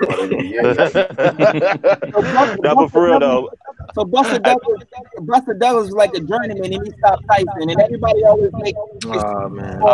Here we go. Jalik, let me just tell you something. Buster Douglas would probably beat most of these heavyweights today, man. He'd beat fucking Dillian White if they put him in the ring here. I'm sorry. He would. He would. Dylan White, he had problems making weight. He was inconsistent. I seen the 30-30. Buster Douglas was not a journeyman. He was somebody that wasn't too well known. That's the only thing. He was always a good fighter. He was not a journeyman. He was always a good fighter. He was just wasn't popular. He wasn't popular because he was very soft spoken. He was very, mild mannered. Let me ask. Really cared about that back then. Everybody was talking their shit, and they was doing outrageous things like jumping off cars and kicking them in the face. Yeah, you know what I mean. Let me ask y'all this. Let me add this question to y'all. Let me read this comment, and I'm gonna ask y'all this question after I read this. Boxing Monster says, Jalik, Tyson has speed, agility, head movement, defense, chin, and body punching advantage over Wilder, and they probably even with the power on being generous. My question to y'all, then I gotta shut it down a little bit. My question to y'all is, who has more knockouts where the guys didn't get up off the canvas? Because I can look at Deontay Wilder. He has certain fights. Somebody time out this dude, Booster, for putting all this whatever language in there. But who has more knockouts where the guys just didn't get up? Whereas I've seen Deontay Wilder knock guys down and they're able to get up and, maybe still continue in the fight. Has Tyson or Wilder had more of those type of knockouts where it's just one punch, these niggas down, and it's over? I would have to favor Wilder in that one because Tyson, when he was fighting guys on world level, yeah, he put guys down, but he didn't knock out guys with one punches. Neither really have slept to the point where the person was just like. Actually, Wilder had somebody on the floor, Cedron, and Wilder started hard shaking. I remember that. Who was that? That was Lajkovic or somebody. Lajkovic, yeah. When I had the title, former champion. Y'all don't give him credit for it. Yeah, I do. No, that's why I asked the question. That's why I asked the question because I'm trying to figure out who had the real. Spinks? But in Tyson's defense, a lot of those guys didn't want no more. Like, I think if they would have given him the opportunity, he probably would have. But a lot of times, like, they got knocked down, they was like, hell no, I'm done with this. Yeah, you know what? Let me answer Tommy's question. You said Michael Spinks, yeah, but Tyson put Michael Spinks down with one, with I think it was a body shot. That was the first knockdown, but he didn't keep him down from that. But when Spinks got back up, that's when he got him with that left cross. That's what put him down for good. But the point is that did he sleep him with one punch in the first knockdown? I think that's the question to Black Horseman's point. Am I right, Horseman? Oh, fair enough. Yeah, right. Okay. Like when they could sleep, nigga, the fight is over. Not getting up and continuing throughout the fight. You know what I mean? Like, right. Like we seen with Fury. Like he was able to drop Fury twice, but he still got up and finished. Whereas a guy who can knock you out, like nigga, you don't beat the count of 10. Who has more knockout wins like that? Niggas just didn't make the count of 10. It was a wrap. One punch, you're done. You also got to put into the perspective of the level of competition. Yeah, the world level. Yeah. That world level. I mean, Sandra Briggs held that record, but let's be real. Who did he sleep? Anybody? Who did he sleep that actually was on world level? Nobody. And Deontay Wilder actually broke that record with the Brazil knockout the other weekend. So, I mean, to be fair, like we all know Deontay Wilder's resume is not that great, but it is proven for the last 3 fights. I mean, it's improved, I should say. But he's actually did a little bit better than Briggs when it comes to first round knockouts. I have to say he has, as far as world is concerned, he has done it. So. Got to give him credit for that. But needless to say, though, I just think that, I I guess you guys had this little debate the other day about who's the hardest puncher and all that in heavyweight history. I mean, to me, it's hard to tell because I think, you could argue that Wilder's in that category, but I'd rather like to see more. I want to see him fight a few more opponents before I make that judgment, in my view. Right. That's fair enough. Because you got guys like Archie Moore, George Foreman. Archie Moore to be a big puncher at heavyweight, so we can't include him. Yeah, you could talk about. You got Ernie. He was a light heavyweight. That's why I'm not Archie Moore. I meant Ernie Shavers. I don't know why I said Archie Moore. Yeah, Ernie Shavers. George Foreman. Yeah, George Foreman. Yeah, and Rasclaw says Ernie Shavers #1. Yeah, hey, that's enough. I can say that argument, but you know what? Somebody put out a video about this. Who was it? Hatman. He made a good point, though. I'm not sure if you guys could agree to disagree, but he said, "Look, Ernie Shavers is known to be the heaviest heavyweight puncher in history. Okay, fine, but who did he knock out that was on world level? Ken Norton. Ken Norton was already chinny already. That's what he said. And Ron Lyle, I mean, yeah, he wasn't really a great fighter, but he was one of the best contenders back then. But other than that, Ernie Schaefer was known to be knocking out guys who were mediocre. I'm like, well, he did have a point, but I'm not sure if you guys agree to disagree with that, So that's what he was on. The reason why he made that video, because he was making his argument that Deontay Wilder is known to be one of the hardest punchers in heavyweight history. He could probably surpass Ernie Schaefer's. I mean, I'm not sure if you guys agree with that. That's kind of hard to debate that. You know what I'm saying? Like, because again, what kind of like what you're saying about Ernie Shavers, the next generation could say that about Deontay Wilder. If they're fighting better competition. You know what I'm saying? That is true. That is true. So it's kind of hard to debate that, but we could look at George Foreman. I mean, he slept some good opponents as well. So yeah, he did. I mean, people allude to the Joe Frazier, the first fight. I mean, it took him a lot, even though it lasted only 2 rounds. It took him a lot of work in those 2 rounds to really keep Frazier down. It took a lot of work. So for Foreman to do it, and yeah, I mean, it took him 2 rounds and took him a lot of work to finish him. And then Kieran Norton, like I said, Kieran Norton was known to be a little chinny anyway, but he slept Michael Moore, he took him 10. I mean, that's an older version of Foreman, more wiser. But yeah, Foreman to me still has the edge over Wilder when it comes to hardest punches. But other than that, I mean, Wilder can get in there. I mean, like I said, I got to see him in there against maybe the Kornacki's, obviously, because Kornacki's known to have a good chin. So we'll see how well he can handle him. Kornacki and, or eventually AJ, or get Will Fury in the rematch if he can put him to sleep this time around. Which, by the way, I'm sure you guys heard that there is a 3-fight plan that's been playing down. Shelly Finkel came out and said, yeah, there's a 3-fight plan. Ortiz. To be fair to Wilder, though, we do have to wait until his career's over before we measure that. That's true. I agree with you on that one. I agree with you on that. Or towards the end of his career. Hey, but Dan, so as a Wilder fan, does that irritate you that that he's choosing not to fight AJ? Oh, sorry? Does that irritate you that he's choosing not to fight AJ? It does irritate me. As I said before, I know you guys, didn't want to, obviously you guys had disagreement with me on this one. I think that both sides are marinating the situation because, again, Shelly Finkel, whether you want to take his word or not, he is actually still talking to John Skipper. They've been speaking ever since that first negotiation fallout. They've been speaking for a while. And he said himself that, look, what's up? What up, let me get this power real quick. Okay. Because I got to smoke Jalik one more time because it was fun smoking the first time. All right. Beating a dead horse, man. Beating a dead horse. Go ahead. Muhammad Ali got one of the best chins ever. Right? That's a fact. Nobody, even Frazier, didn't hit harder than Ernie Schaefer. You got to think about it. Go look at the records of some of the people that Wilder knocked out. Some of these guys got knocked out 10, 14 times. Right. He fought a dude got knocked out 11 times. You can't tell me his power is real. I give him that. His power is real. But when you fighting dudes that been knocked out hella times, been knocked out down hella times in the amateurs, you can't say it's this generation. He in a weak ass generation. I don't know why Jalik can't admit that this is a weak ass generation. It is. Tyson Fury. If there was Joe Frazier that landed the left hook like he landed on Ali, Tyson Fury would have been asleep today. Oh, no. Man. Hey, be fair though, even though we're not getting to the fights. Joe Frazier couldn't fuck with Tyson Fury. He too short, man.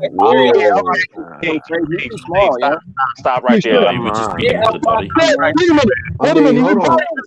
You should say Aaron Pryor was too short for her. Wait a minute. Aaron Pryor beat hers. He was too short. 6'9". Hey, everybody. It's 5'11". Don't do Jalik like Pesci at the end of Casino. Just let somebody do Jalik like Pesci at the end of Goodfellas. Let's keep it fair. Why the fuck somebody that had 39 losses? Get the fuck out of here. Yeah, but Joe Frazier. Don't see him with 39 losses. Joe Frazier was 5'11", man. He wasn't that. He was short, but Mike Tyson was shorter than he was. 5'11", yeah. Tyson was shorter than he was. But you can say that's a rock slide. I would say this is not actually believe it or not, even though we're not getting some of the fights we want in the heavyweight division, this actually has been a better division than it was years ago when the Klitschko's reigned. I agree. Well, yeah. Well, we could say that. Yeah, it's compared to. That's bad. But that's bad. Yeah. That's true. But Ross on this one though. My boy, Ross, you my boy. I agree with you on this one. this division it is kind of weak compared to what the Ali division back then. I agree with you on that one, dog. I agree with you on that. If Vladimir was in his prime, he'd beat everybody right now. Who? I agree. Who? If Vladimir was in his prime, he'd beat everybody right now. Yeah, probably. Vitaly. Vitaly getting knocked out against Layman Brewster, Ross. Every time it's something there. And then we gotta add VADA testing. Vitaly in his prime. And every time he get hit, he get act like he all scared. And I gotta agree. I agree with Jalik on that one. I agree with that. Losing don't mean nothing. Esteban De Jesus beat Roberto Duran. What that mean? Roberto Duran, the best lightweight in the world. Yeah. It don't matter if you lose. If Vladimir was in his prime, if Vladimir was in his prime, there's no way you're gonna like Dillian White can beat him. Guys like Victor 49-year-old Ortiz. Come on, man. No, probably not. Vitaly. Ortiz at 49, man. But Dan. Hold on, Rascal. Hold on. His fucked up. His heart. You can't tell me Vitaly wouldn't beat most of these heavyweights, if not all. I think Vitaly would, but I'm not talking. I'm not sure about Vladimir. That's what we're talking about. Let's go. All right, y'all. We gotta. He's playing better than Vladimir. We gotta wrap it up. We gotta wrap it up, okay? We gotta wrap it up. All right. And then just in the future, man, I don't know with Google Hangouts, they kind of took away my my audio control feature, man. So we gotta kind of keep it at one at a time, man, because they be letting us know in the chat they don't be hearing when everybody starts shouting over each other and shit. So we can just make some closing thoughts, man, and then I gotta get up out of here. I guess I'll go. Hey, shout out to Black for another lit stream as usual. Shout out to all the listeners coming on. Shout out to Dan the Man for beating up the journeyman Jalik. You know what I'm saying? It was good having you on the panel. And shout out to UGC, and we'll be back with another one, man. Yeah. Yes, sir. I appreciate you having me on there, Dan the Man. We gonna go to your channel in front of all your audience, and I give you a rematch because I didn't even bring up the Floyd shit. I give you a rematch. Okay. We can do that, dog. We'll definitely do that. And shout out to everyone from the chat. Shout out to the chat. All right, that's what's up. All right, no doubt. Hey, Rascal, we got to work on you getting into a quieter area, man, when you jump on the lives, man. Oh, I know. I was in the gym. That's why. Hey, right on for having me on. It was fun smoking Jalik White. I'll be happy to smoke again. I might. Matter of fact, y'all subscribe. I'm gonna make a video about Mike Tyson versus Wilder. I'm gonna prove to y'all why Wilder is mediocre. Check it out, bro. I'm gonna prove it. All right, hey, salute, and check out my Manny Pacquiao video too. No doubt. We know Rascal got him in his number 5 pound for pound. So yeah, y'all check out his Manny Pacquiao. If he beat Thurman, he's number 1. Wow. He might. He said he can do PEDs, so he might. We gotta see. Yeah. He gonna be on that shit. Yeah, man. Packroids. Dan the Man, closing thoughts, bro. Yeah, I just want to say thanks for having me on once again, man. Shout out to the UGC, man. Hey, it was good debate you, Jalik. I'm looking forward to that rematch that you want, man. So just let me know anytime, any place, man. Hey, Rascal, brother, shout out to you as always, man. I know we have our show. Yeah, for sure, man. And Jalik, again, man, shout out to you too, Jalik, man. Good talking to you. And Red Glove Militant is always a pleasure, brother. Unbiased. Who else on here? Tommy. First time interacting with you. I know he's off, man. But Black Horseman is good that you have this type of discussion. IOTBA as well, man. So thanks for having me on, man. I'm gonna come back on more often than I should. Yeah, man. Anytime. You know what I mean? If you come on again, I'll just add you to the Hangouts, and that way when I send a link out, you can just jump on. So salute to you, man. Thank you for your boxing knowledge and your input, man. So good. Thanks, man. As always, man. Thank you. Yes, sir. Red Glove, you there, bro? Yeah, I'm here. Closing thoughts, man. Closing thoughts. ILTBA definitely opened Pandora's box of bullshit. I gotta give it up to him. He always makes us see things in a different way. So and you know what? Iron sharpens iron. That's what we're here for. So big shout out to him. Yeah, I mean, we just need to have a certain standard that we hold every boxer to. Mm-hmm. And you know, when there's a question mark, there's nothing wrong with acknowledging that question mark is there. We just, as long, I think we still need to have the attitude of innocent until proven guilty. But yeah, with this SNAC program shit, it's very suspicious. Facts. Yep. So yeah, man. You know, I appreciate you, Red. You know what you're doing, man. You definitely putting up some great content. You definitely inspired this video, giving it up to J-Rock. But also shout out to IOTBA, man. Keeping the same energy. Definitely been keeping his foot on SNAC programs, NEC, Victor Conti, and all of that. And shout out to Angel Santos, bro. You know, give your thoughts too, because you're the one that pulled up the article that basically exposed that 2017 where they got a warning, man. But go ahead and give your thoughts, brother.